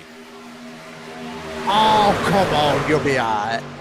It ain't going to be that bad, is it? You never know. We'll seize up on one of these. You'll be like, Jim? Oh, baby, Talladega is surely really showing us something here tonight. Up front, Luke Smith, Tristan Bruce trying to mix it up, trying to make something happen.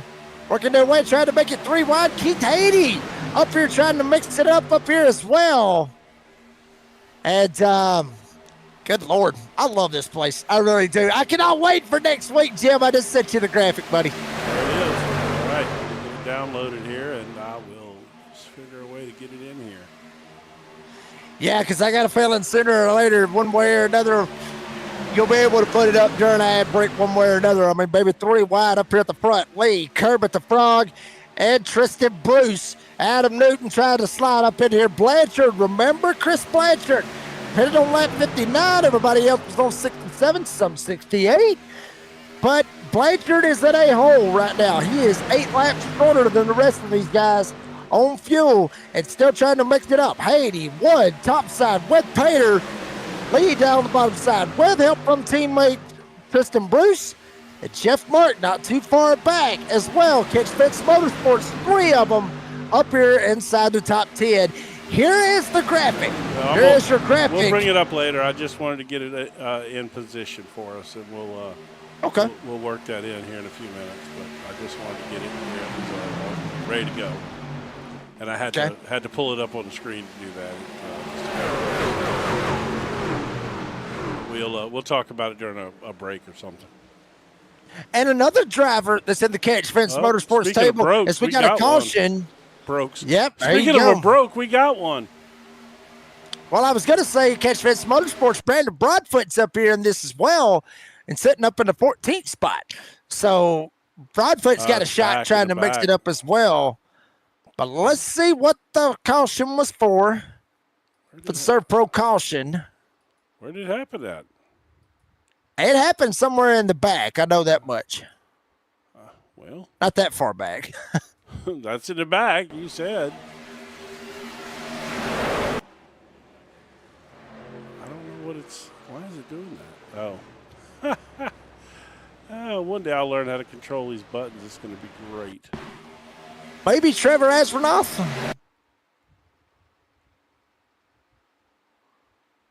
Nope. Right there it is. You called 94. That one. Yep. 94. Eric Zimmerman goes around. Brings out the caution once again here tonight at Talladega. Well, I got a feeling if I'm, hell, I don't even remember his name now. But the guy who stayed Blanchard. If I'm Blanchard, it's got to be time to come get him, wouldn't you say? Yeah, but there's a very good possibility he might have actually lucked out on this because everybody else might as well. Jim, since we're under caution, yes. Let's hit that graphic real quick and let everybody know I believe there is still time. To sign up and get yourself lined up. But there's your dates. Obviously, we're going from this Sunday night all the way into Friday night of next week. You have one day, which is Turkey Murder Day. Get to have you some turkey, maybe some wild turkey while you're at it, and get all that lined up. And then get ready for the big one on Friday. There's all the details, 43 driver field. Last I heard there was about 80 people signed up. They it's just going to grow from there. Come on now. And just, well, I got a feeling we're probably going to have over 100 before it's all said and done. But there you go. You got your qualifiers throughout the nights. You got the LCQs. And then obviously the feature on the 28th. Remember, no fast repairs, fixed setup. It's 188 laps on Friday night at Talladega. Sign up. There is rebuys if you're not able to lock yourself into the doors.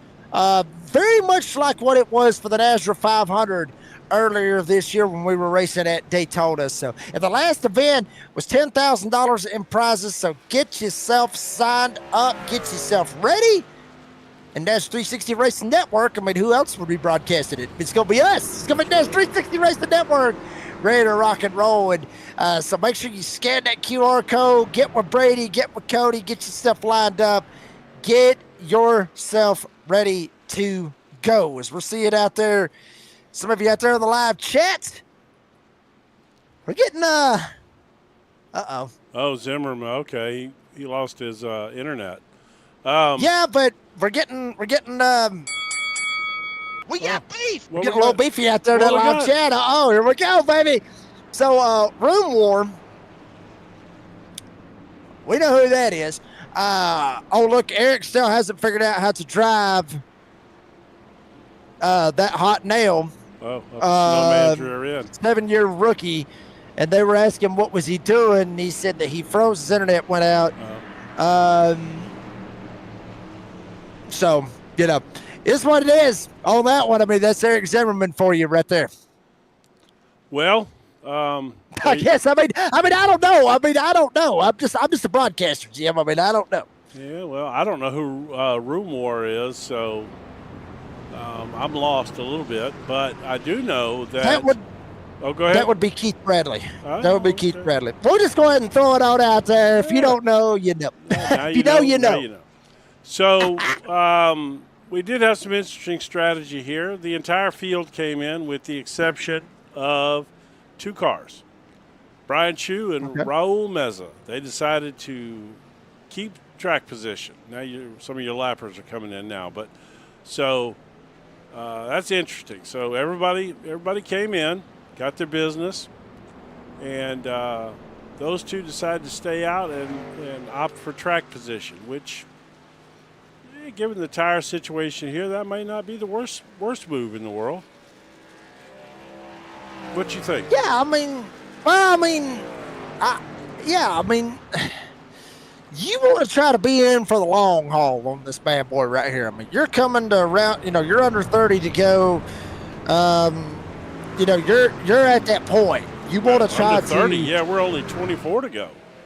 Yeah, I mean, that's what I'm saying. Well, hell, under 25 to go. Yeah. I'm sorry. I'm trying to reach into my dip tub right here and get me some tobacco. But Brian, Brian Chu, Raul Meza, I could see them staying out. I could see this, cautions, try to save it and everything else.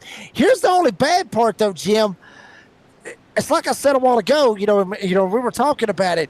You all the way back there at the back, like Blanchard and everything, the worst he could be is 27th when he made the pit stop, if that's just how it worked out. But you can go from the front, or you can go from 27th to first in 5 laps. You can. Here's but the thing. You can also a lot more likely to get caught up in somebody's crap back there too at this point in the race too. Well, that, and you can go from first to 27th. Yes. 5 times faster. I mean, that's just how. That's just the nature of the beast. That's just Talladega. And speaking of which, you mentioned something, and I want to reiterate something. We got beef. Oh yeah, there's beef. I've heard a lot of people say that. I've heard a lot of people say this a long time ago, and it ain't just been recently or anything, or nobody said it out there on the live chat. But there has been people out there that has said that racing at Talladega takes no skill. Oh, we talked about this a while ago. It takes skill to race here at this track. All you're doing is just holding it to the floor, and that's up, it. Pay your entry fee this week, and win yourself a bunch of money at the King of Talladega then. Because it takes put your no money skill. where your mouth is. Just do There's it. rebuys. Come on, House. If you're so good, no skill. you only got to required. use one. You only get If you're so good, you can only buy him once. That's the way that I look at it. Great, but that's why we got beef. I guess for this race replay back in here. Raul Meza, Brian Chu, they stayed out. Everybody else went in and got gas. And here we go. Meza with the shot from Tristan Bruce. 23 to go. Did anybody get tires? Let's see. Oh no. No, they all took fuel only. They just went in and got them a little splash to make sure they were going to make it. Okay. First one I see was Chris Blanchard went in and he got the tires. Well, he was the one that stayed out a little bit but later. He's already. Damn! Oh, look at Bruce. Yeah. Yeah. Well. Bruce to the middle side hangs out Meza. Meza has absolutely no friends at all. He has got nobody. N-O-N-E. None to help him out. Well, and Meza goes all the way to the back. I hate to say it, but when you've been around a while and people know you haven't won, and at a place like this, they want to go with somebody they think that they can win this race with. And absolutely, that's the unfortunate part of being in that spot. Now it really sucks for him because he didn't come get tires, and now he's kind of stuck out there. But Chu, on the other hand, he's right in the mix. I think that Meza getting shoved up to the top was you know, he shouldn't have let that happen to himself. You know, he should have stayed in line, and I think Well, he didn't have a choice. well, I'd have to go back and look. Bruce dove it in the middle. Did he? Okay, I wasn't. I was looking at the timing. Yeah, Bruce dove it into the middle. Yeah, Bruce dove it in the middle. He didn't have a choice at it. And now, you got the two young guns here on the Friday Night Series. I talk about them all the time. You remember the Gillette Young Guns way back in the day when NASCAR? This is your NASRA Young Guns right here. Tristan Bruce and MDW, Matthew David Wood, up here leading two separate lines. Bruce on the bottom, Wood up top. They got a couple of veterans right behind them. Obviously, Luke Smith and Brian Chew, Adam Newton up here in this mix. So we got a mix of veterans and young guns. I'm not going to say they're rookies because they race anything but rookies. They race anything nowhere near like rookies is what I meant to say. But the young guns and the veterans, who is going to take who to school here tonight at Talladega? We're going to find out in 20 laps. Yeah, and then of course you got Brian Chew here now out front. He apparently he's won a few of these races over the years, huh?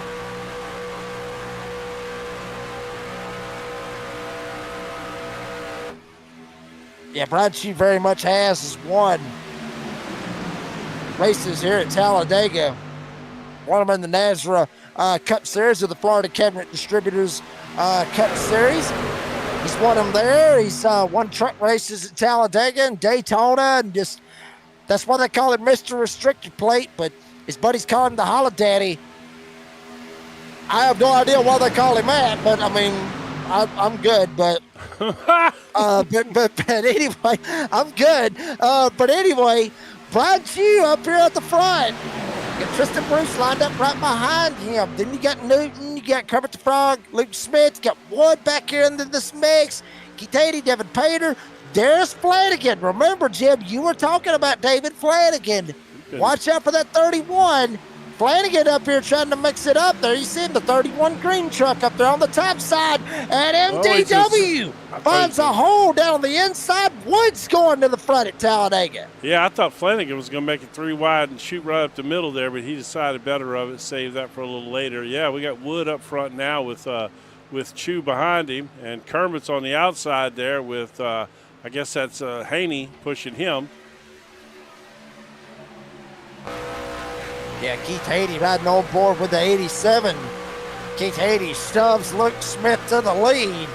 Hadey trying to go for second, but Wood down on the inside lines right up in behind the 83 of Kermit. And now Wood gets clear. Will he jump to the outside and try to go with Hadey? But will he stay on the bottom and stay with Kermit and stay with Chew? Looks like he's going to stay right there on the bottom side. Chew now, he gets clear. Hadey trying to get some love one way or another behind him. I think Chew's going to come up, and he did, yeah. He should have got up there a little quicker, though, so that, well, here comes, oh, yeah, Haney's coming hard. Here, look, big shot right here. Whoa!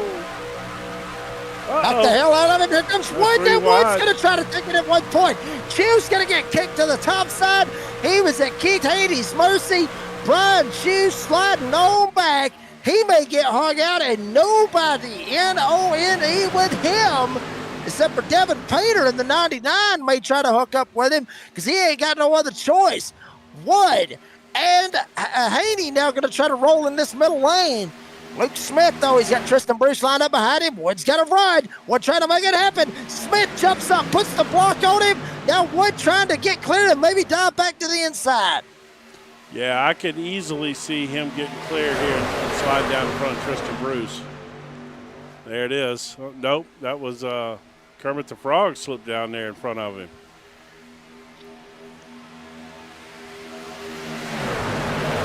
I'll tell you what, Haney's going to give Wood a big shot here. We saw him do it earlier. He was aggressively bump draft in there. Let's just see how this goes here. He's off of him in the turn. Let's see if he pulls right up on him now. I'll tell you what, there's an art to this that we talked briefly about earlier, but aside from being able to control these things in the draft, to know how to push somebody and to know how to be pushed, both of which is an art.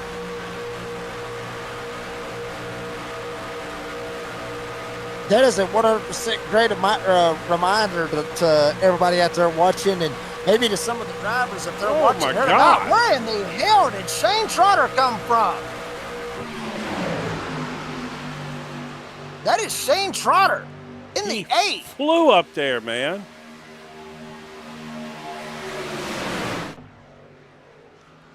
I'm looking over here at my board over here trying to figure out what happened, and Trotter just came out of nowhere, had a shot from Peyton Johnson in the 15, and took it all the way from the outhouse to the pit house.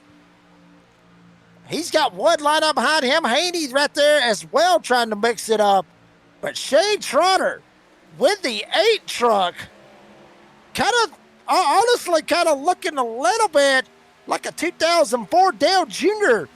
Daytona 500 looking paint scheme, if you will. Got the colors and the scheme somewhat to boot.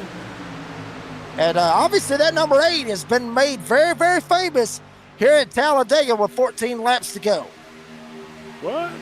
People like the 8 here at Talladega?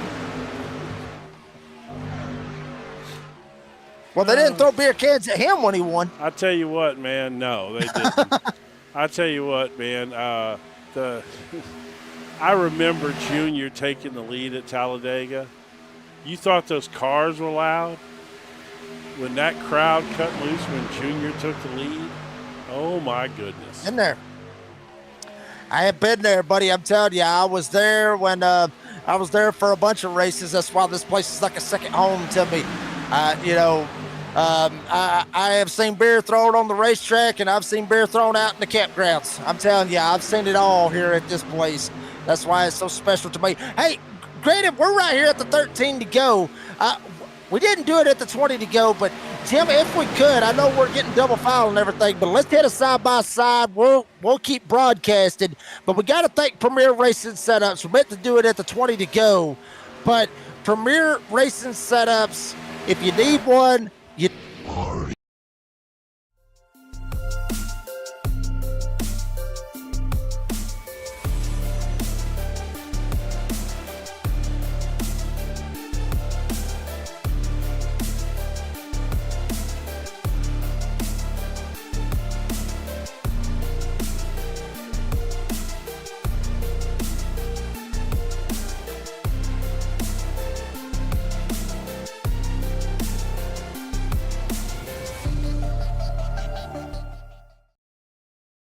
Setups.com. Enter the code NASRA. You get 50% off your entire order.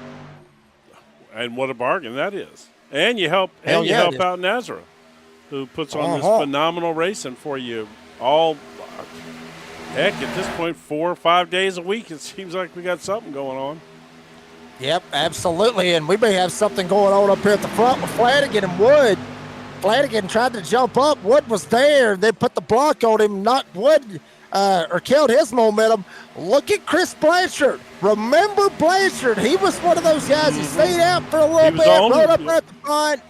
Him and Brian Chew was the only 2 drivers to stay out. No, that was later. Got that caution. Blanchard was the sole guy that stayed out when he stayed out. Okay, it was Chew. It was Chew and the Surf Pro guy.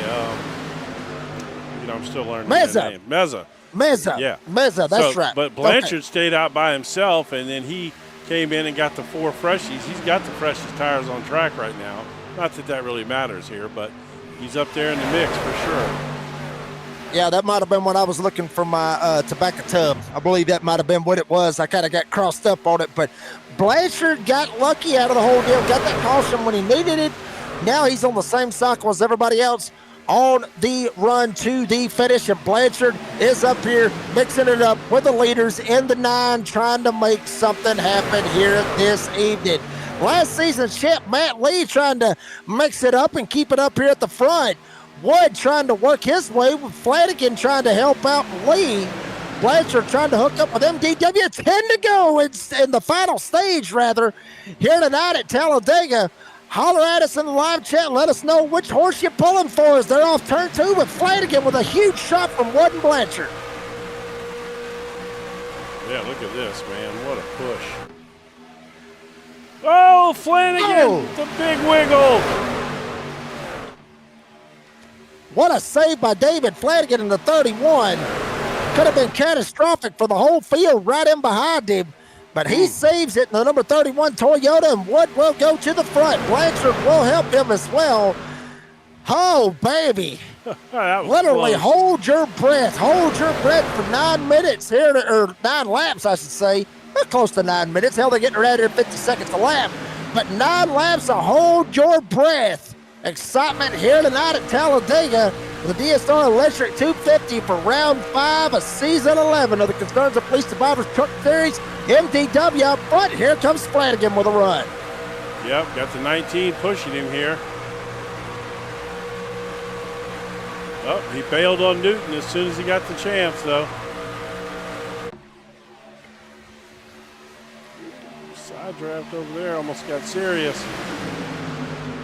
3 wide now, all the way. He's 6 or 8 rows deep of 3 wide now. And that driver that's leading the outside lane is the 015 on time and it's scoring, but 15 showing. That is Peyton Johnson. He is 2 laps down up here trying to get one of those laps back. With 8 to go, so he's trying to mix it up and try to get up here, at least get one of those laps back, and if cautions and all that could fly, could certainly try to help himself in the standings, but he thinks different of it and bails out of it.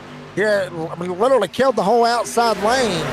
So now it's basically up front, double wide for numerous rows. Now Matt Lee, he's on the lead lap. He wants to try to make it back up to the front, started on the pole, mind you. He's got a little help. Matthew Montgomery, Devin Pater, 3 of them up top trying to make something happen. Yeah, Devin Painter, that's somebody we hadn't talked about all night tonight. But he's trying to work his way up front now. They don't call him the silent assassin for nothing, Jim. Hey, very silent, my number very quiet. Too. That's my number he's running, so he better do it proud. Well, now he's got another one up there in front of him. Tristan Bruce lined up with his Catch Fence Motorsports teammate Matt Lee up on the top side. Making something happen. Inside lane is straight up dead. The Bulldog, Adam Newton. How about Dana Shepard? Talking about world famous over here. The whole world literally going for old Dana Shepard. Worldwide racing for Shepard Racing up here trying to mix it up. And he's trying to go for the lead. Down to the inside, the 44. Dana Shepard going for the lead here at Talladega with 7 coming to 6 to go. They are pushing so hard. These trucks are getting the ass end is kicking out all over the place on these trucks. They are pushing each other so hard. They are twitching everywhere. There is no way. Oh, look at that. Oh, my God. There's no way we're going green all the way. Wood. Oh, my gosh. Flanagan almost hooked Wood right there. How many times are they going to wreck, but they don't wreck? My God. It's happened every single lap here tonight at Talladega. Shepard trying to lead this inside lane. MDW up top in the middle lane. Lee actually is up top. Wood stuck in the middle. Shepard with help from Bruce, from Haney. Wood's got Flanagan, Newton, and Jeff Merck. Don't count him out. I'm telling you, he can still get it up here inside the top 5. Dana Shepard's and try to get me that $5. He's trying something here. Danny Shepard's got some strong pushers behind him, and Tristan Bruce, and Haney has been pushing the heck out of people tonight. Oh, Wood slid down there in front of him, cut that off, at least for now anyway, until he can slow that line back down. There goes Flanagan on the top side with, who's that, Newton behind him, or in the middle, I should say. Who's that on the top up there? Matt Lee with Montgomery. Now Flanagan goes from the middle, jumps down in front of Wood. So now Shepard's got to go through Wood and Flanagan. That opens the middle lane up for Adam Newton and Jeff Merck, who is up here with the Bulldog. So the Weapon and the Bulldog trying to occupy this middle lane, get something going, but inside formed up a little bit better.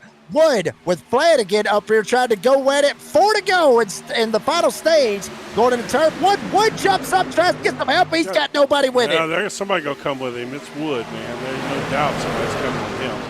He's got Haney behind him, too. Man, that Bulldog and the Weapon, that sounds like a wrestling team. It sure does. Sounds like something you see on WWE or whatever it is now. Yeah. Oh, baby. And check this out. Who is that man up on the top side? Is that John Freeman? Is it? After It putting looks in the like fence it. earlier? He had tore I mean, that I'm truck sure up he's a couple earlier. of laps. I think he's a couple of laps down. He is, but man, I tell you what. oh wow, Matt Look at Cherry this up there trying to mix it up. 4 wide in there. Oh God! Oh baby, there's if they no hold way. it straight, there's no way. I don't see it. We're gonna have another big one here There's tonight at no Talladega. way. The way that these old boys are racing. 3 to No go. Who is way. your 3 to go? Who's your money on? Who's your money? Which horse you picking for? Wood down the backstretch on the bottom side. Look at Flanagan this. to help. Haiti stuck in the middle. And I believe that is Brandon Broadfoot. That's 22 of Brandon Broadfoot up here trying to mix it up with him as well. All Look right. at Wood, middle, back to the bottom, back to the top, back Yeah, to the he's- middle. He is all over the place, Nah, blocking he's- all lanes. 2 to go. Yeah, well, he's picking the guy. Flanagan's been so strong. If I'm picking a running mate at this point, I'm looking to Flanagan. Although I have to say, Haney has been a strong pusher. Now he's up front here, and he's got who is that behind him? Is that the lap truck? No, who is that? Who's pushing Haney there? Well, Haney 42, never Brandon mind. Broadfoot. Okay, no, Haney just dropped down. Yep. Yeah, Broadfoot come out of nowhere. Bulldog Adam Newton trying to line up with him. 2 to go. Coming back to the white flag. Remember, folks, if they take the white flag, every single one of them could wreck. First one back to the line Wood. will win Oh! it. Here comes Wood. No, Sees a there it hole. is. Tries to make it happen. Wood's going to slam into the wall. No caution yet on the speedway. Still green. And we are at a Darren's Oh, detail my and shot God. white flag. Oh, there it Wood did is. not No. get it. And Oh. they are wrecking. They are all wrecking. They Keith are. Haney Keith Haney's leads, gonna win comes this. out of it all. gonna Brandon win this. Broadfoot lined up right behind him. Flanagan and Bruce, they're coming trying to get a run. Oh, Flanagan gets shoved off the track. Bruce gets into Flanagan, knocks him sideways. They're trying to make a charge to catch up to the front two. Broadfoot trying to ride in behind Haiti, may actually be in the catbird seat when it's all said and done, and Haiti is going to have to make that sucker 4 lanes wide to try to make it happen. He's gonna get wrecked. Brandon Broadfoot right in behind Haiti. He's going to take a shot, goes to the top, jumps back down to the bottom. Haiti puts the block. He got Broadfoot it. back up top. Haiti is there. They side draft. They make contact. no. They go back, coming to the triangle. Brandon Broadfoot. Flanagan. 3 wide. Flanagan. At the line. David Flanagan wins it in Talladega. How in the hell did he do it? Flanagan. Oh, my God. Oh, my word. I was not expecting that at all. Wow. Oh, man, what a finish. I am speechless. Yes. Wow. Man. That was crazy. I mean, he literally passed him right at the line. I was going to say this a while ago, but Talladega has always been that kind of place where you just get some of the finishes that are just absolutely amazing. Check this out. Bruce and Flanagan, they finally got it hooked up. Broadfoot's already made the move. They're door banging. Broadfoot's got Haney, and then after that, Flanagan shoots up the track. Bruce shoves downhill. They were 4 wide at the line. One more time. Let's see. And Bruce got Haney. According to time and scoring, Bruce and Haney, they were door to door. I'm not sure who got third out of that. But Flanagan gets Broadfoot. Oh, baby, 2 1,000ths of a second. Goodness gracious. Look at this right here. 4 wide at the line. Wow. All right. Can we get a shot? Can we get a shot of the start finish line? Yeah, I'm gonna try. You know, I'm not. Unfortunately, I'm not Dean. All right, let me get back here a little bit. Their problem is they're all disappearing off the track on me. They're wanting also, some of the fans are wanting to see the big one going into turn one because they made it to the line. Wood and them, Wood Rick going into the trial. But we'll watch Flanagan. Is well-deserved burnout right here for the 31 of David Flanagan. Going to burn it down right here in the trial oval here at Talladega Superspeedway. All right, let me see. And I'm telling you, baby, Talladega, it absolutely shows. I mean, it produces. It always produces. Talladega does. It produces some of the craziest finishes that we've ever seen. And check it out right here at the line. All right. There it is. Hold on. Let me see. Let me see something here. I'm going to try to. We're going to get you a photo finish cam right here and let you see out. Try to anyway. I am not the best at this, folks, and you'll have to pardon me for doing it this way, but I am. Let me see here.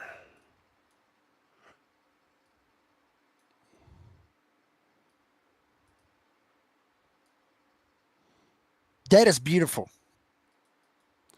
All right, let me see here. Oh. All right, now I just gotta hold on. All right, let me twist it a little bit here. Oh, the other way. All right.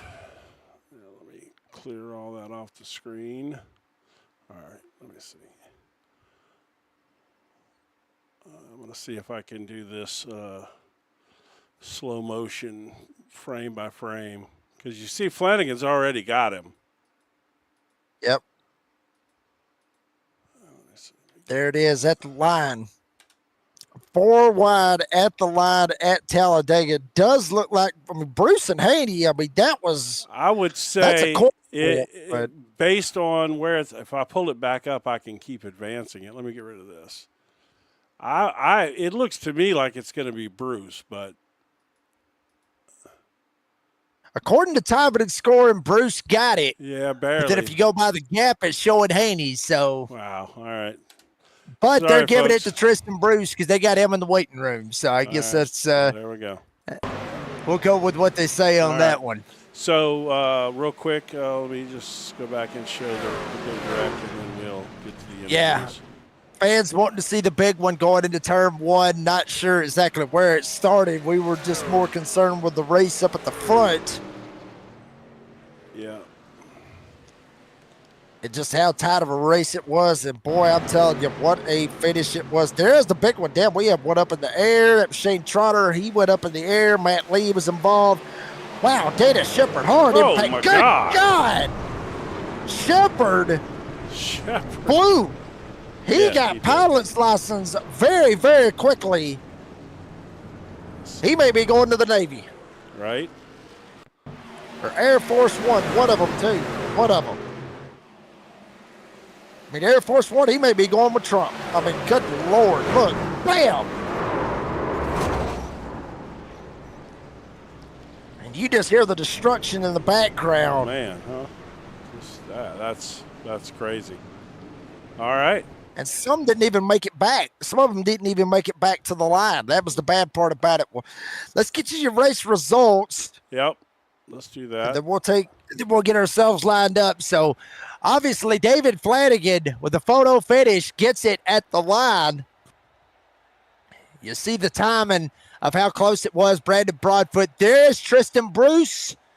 Just, 2 1,000ths of a second over Keith Haney. Mind you, it was 2 100ths of a second Flanagan had over Brandon Broadfoot. The Bruce gets third. We'll talk to them in a minute. Keith Haney, the Bulldog, Adam Newton, Tiny Horse Ryan Johnson, who got hung out numerous times here tonight, was able to salvage and come back with a P6 with Isaac Bevan finishing in P7. And then right behind him, Matthew Montgomery, Brandon Schumann, Devin Painter, the top 10. Luke Smith finishes at 11th. Matt Cherry, Jeff Merck. Damn, Jim, you should have took the bet. I know. He ended up finishing 13th out of it all. And then Blanchard 14th.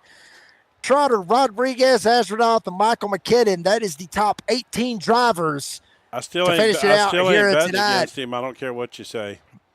I don't blame you one bit. I don't. Michael McKinnon, mind you, was down a couple of laps at one point. Was able to fire back and finish on the lead lap, finish 18th. So good man on him. There you see Cody Knott, MDW, with the contact that he had with the wall. He comes on with 20th. Dana Shepard took his pilot's test and passed with flying colors, but he ends up finishing 21st there tonight with Brian Chew 22nd, last driver to finish on the lead lap. Matt Lee, Raul Meza, James Beard, Dade Hagan, Adam Lichty, Peyton Johnson. That is the top 28 drivers that were racing here tonight. Ed Osborne right there with Curtis Banks.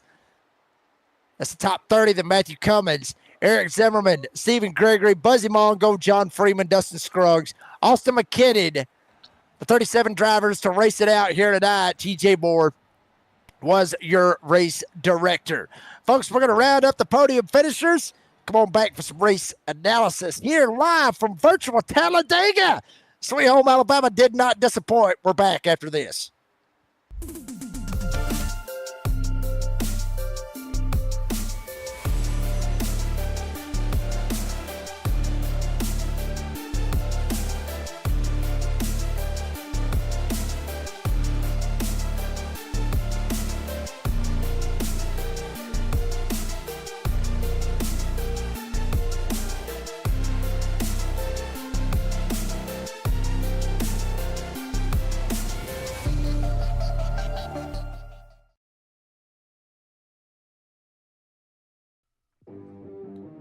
Craftsmanship that lasts a lifetime is Florida Cabinet Distributors. With over 20 years in business and 39 years of woodmaking experience, they proudly serve Northeast Florida to Southeast Georgia, delivering custom woodwork that combines precision, beauty, and durability. Whether you're dreaming of a custom kitchen, bathroom vanity, fireplace and mantle, entertainment center, outdoor kitchen, or even a full library, we can build it at Florida Cabinet Distributors, exactly the way that you envision. Hey, no project is too big or too small. If it's made of wood, Florida Cabinet Distributors can make it. Call or text Steve today. Yes, they gave us his personal cell number, 904-874-3442. That's 904-874-3442 to book today. Florida Cabinet Distributors, craftsmanship that lasts a lifetime.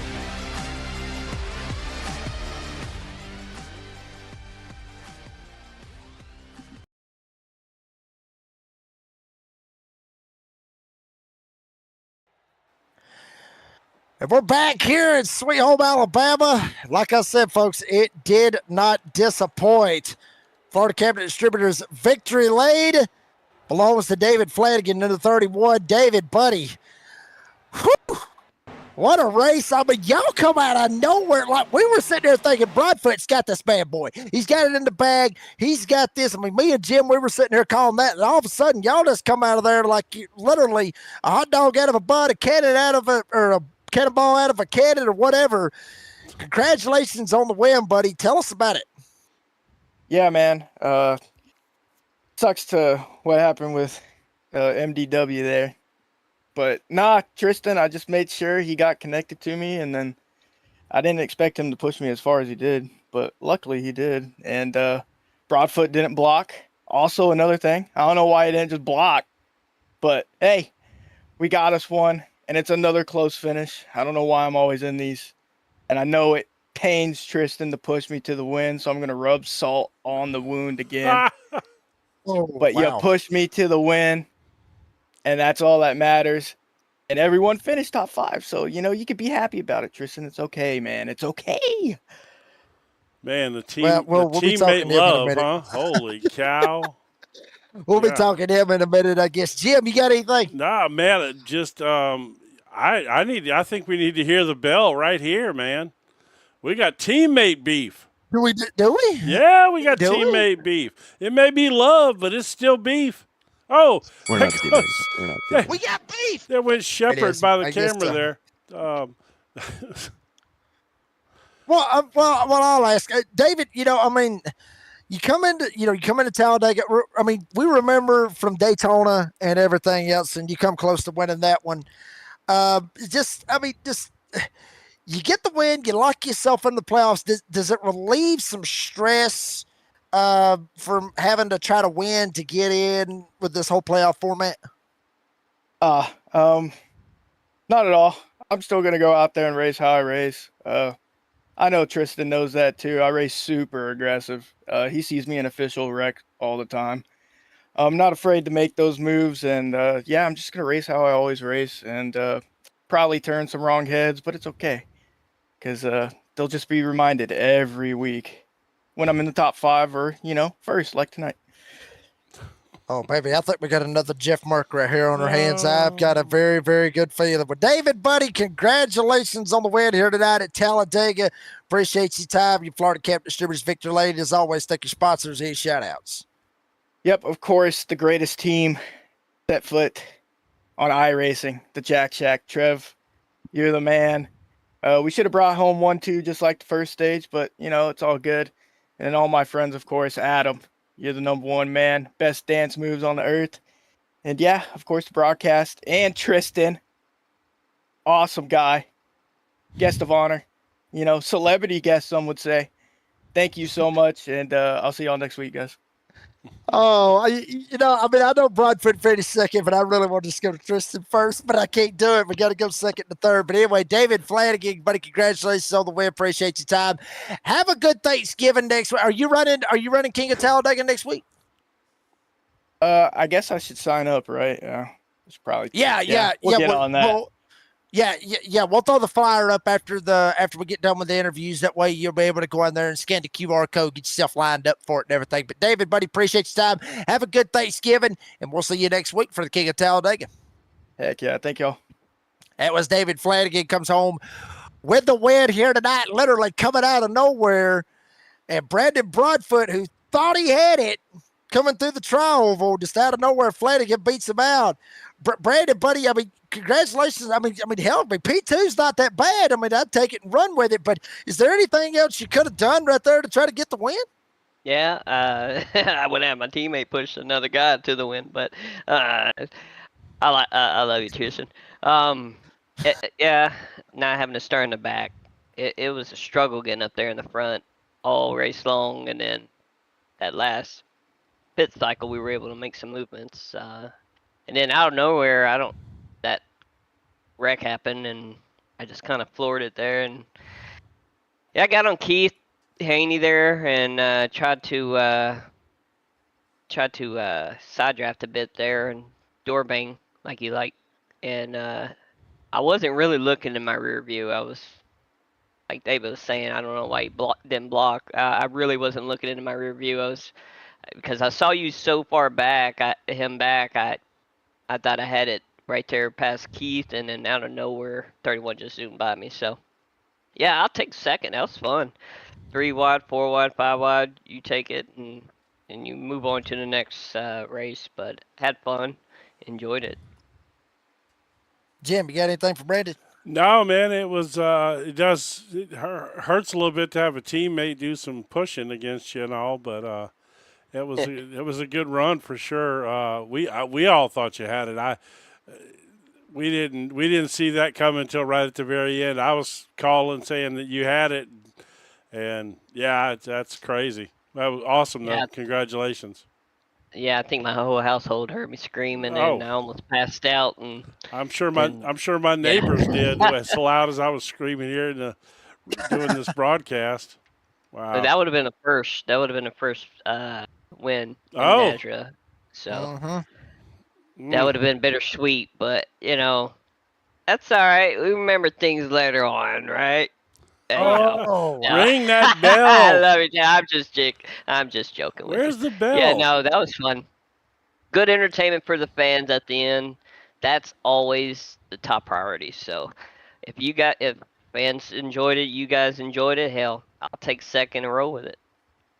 Brandon Broadfoot coming home with P2 here tonight. Brandon, congratulations on the run. Appreciate your time as always. Thank your sponsors and any shout outs. Yeah, I want to thank fiance for letting me race to deal with the kid and the nude puppy, and my main sponsor, Marathon Movers, my moving business. I like to thank my teammates, Tristan, Merck, Matthew Lee. Yeah, I like you, Tristan. Especially Matthew Lee for pushing me up there to the front there. And you guys and National 360, and yeah, we're going to enjoy this, even though it's a second place finish, and we'll get ready for the King of Talladega. Yes, sir, baby. We're ready to rock and roll with that next week. Brandon Broadfoot comes over to P2 here tonight. Would love to get one more spot better, but he'll save that for next week for the King of Talladega. Brandon, buddy, appreciate your time. Have a good Thanksgiving. We'll see you next week. You too. You guys as well. That was Brandon Broadfoot comes over with P2. Now we'll go to, oh, Lord, P3, Tristan Bruce, who has sat here and he has listened to the beef back and forth. Tristan, buddy, I mean, you come home with P3, it's not so bad, but the controversy and what a lot of drivers and what a lot of people was going to say is, you pushed Flanagan past a rival teammate. What was going through your mind that whole last lap and everything else? What was going through your mind? Yeah, I mean, I just narrowly missed that last lap wreck twice, actually. Almost got clipped twice, but was able to clear that, and Flanagan right there in front of me. And obviously, I don't want to push Flanagan to the win. That's probably the last guy I want to. Well, Azranoff, but I mean, both are Jack Shack guys, so.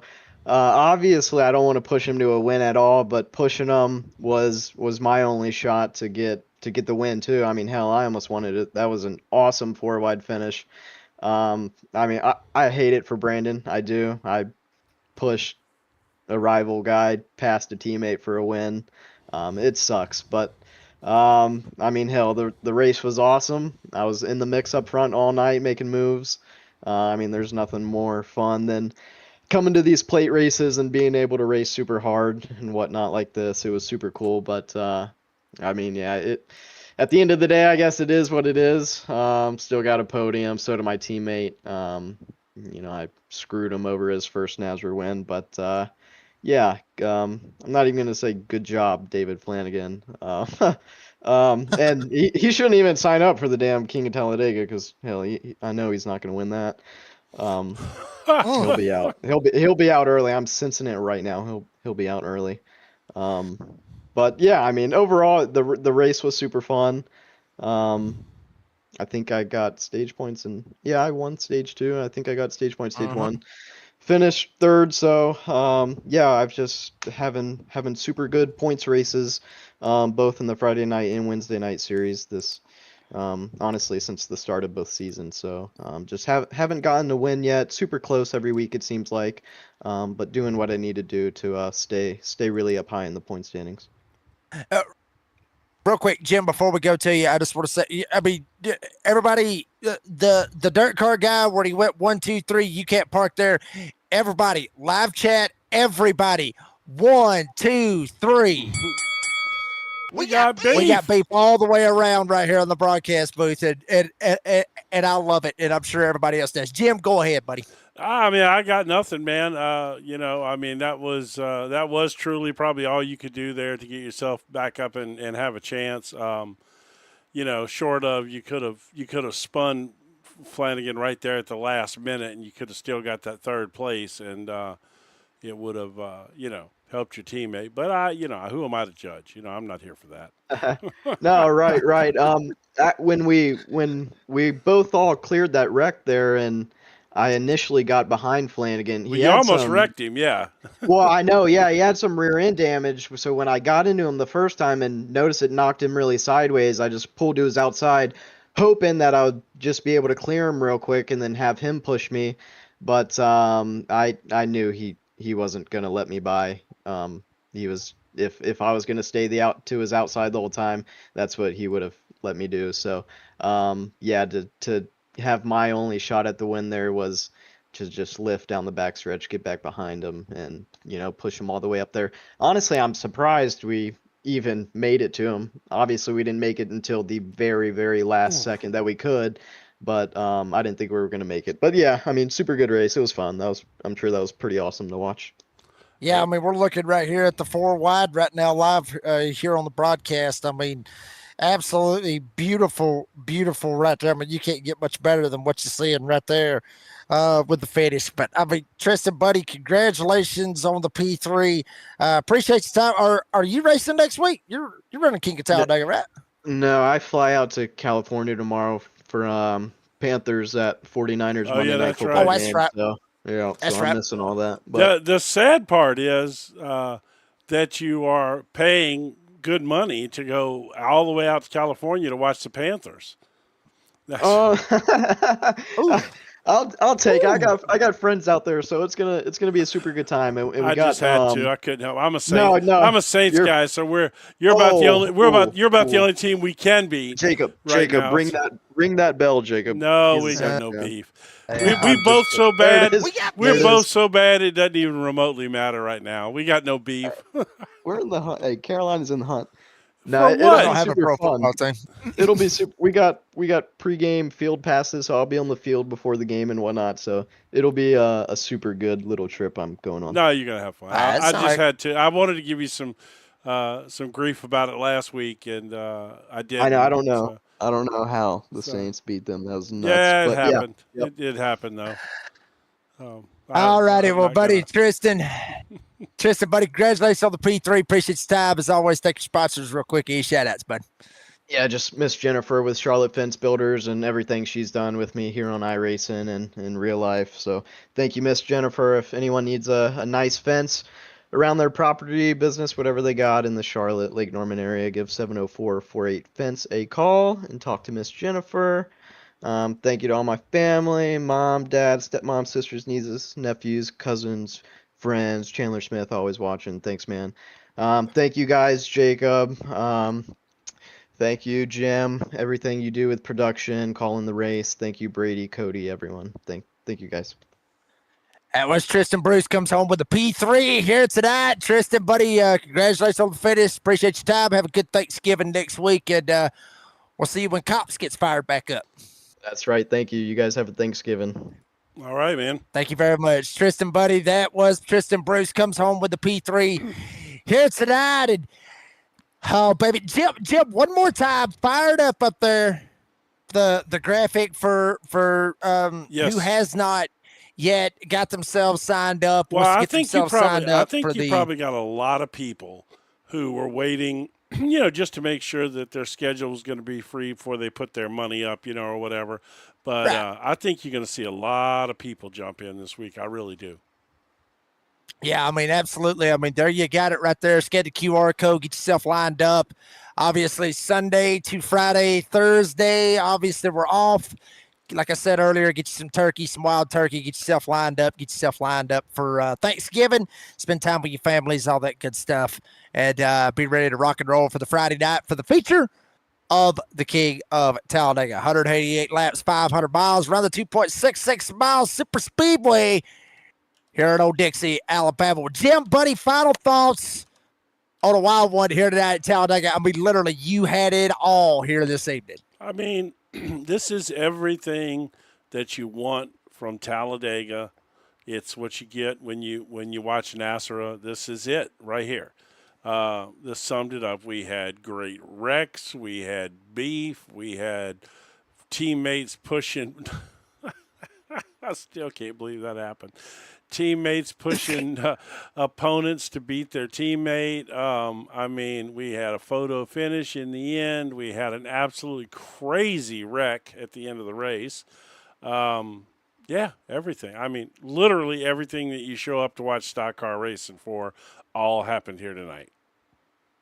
It absolutely did. I mean, what a finish. Folks, I talked about it. I love this place. I love Talladega, and it very, very much ready for the King of Talladega next week for the NASRA 500. It's going to be a good one, obviously presented by Serve Pro. Get sponsorships available if you want to get yourself lined up, get you some sponsorship, slide in there and get your business or name or whatever thrown out there. So make sure that you throw a little love toward NASRA, get yourself promoted, and we'll get you lined up with that one. But King of Talladega's next week. C.O.P.S is off. C.O.P.S is off next week, obviously, for the King of Talladega. Next race will be at Dover, and that will be the following Friday night. Be December the 5th. I believe that will be the next one. Yes, it will. So December the 5th will be the next one. It'll be at Dover. Obviously, 9 p.m. Eastern Time, live here on the NASCAR 360 Racing Network. I love this place. Second home. It always produces. So congratulations to David Flanagan on the win here tonight. But folks, that's going to do it for this broadcast here on the NASCAR 360 Racing Network. Need to thank all our great sponsors. Obviously, Serve Pro for the cautions, Glass Mechanic Stage 2, TLC, DSR Electric. Got to give them a huge shout out for the DSR Electric 250 title sponsorship. Florida Cabinet Distributors for the victory lane. Dara's Detailed Shine, Murph's Magical Creations, Premier Racing Size. The list just goes on. It goes on and on and on and on and on. So many great sponsors here with the best league on iRacing. And it's because of the drivers. Drivers is a good portion of that. And you got to give a shout out to the drivers. They put on a hell of a show here this evening and done a fantastic job. But it's the fans as well. Y'all come out big old numbers. Hell, I saw we peaked at 40 here tonight. So thank you very much, all of you. If you haven't yet, make sure you have liked and subscribed to the NASCAR 360 Racing Network. Keep up with everything going on with the North American Sim Racing Association. So shout out to the fans. Y'all come out big numbers supporting this league. I am working. I am trying, baby. But got to give a shout out to everybody out there, for everything they do. Brady and Cody for all the love and allowing us to come in here and be ourselves, entertain you fans, call some of the best racing on iRacing, which is NASCAR. Also, got to give a shout out to iRacing as well. Say good night, Jake. For my good buddy producer Jim Cunningham on the Redneck Announcer Jake Reeves. And as I always say, be safe, be kind, be fast. Jim's got to go take a leak. Get ready for next week. King of Talladega, baby. We're ready to rock and roll. We will see you there.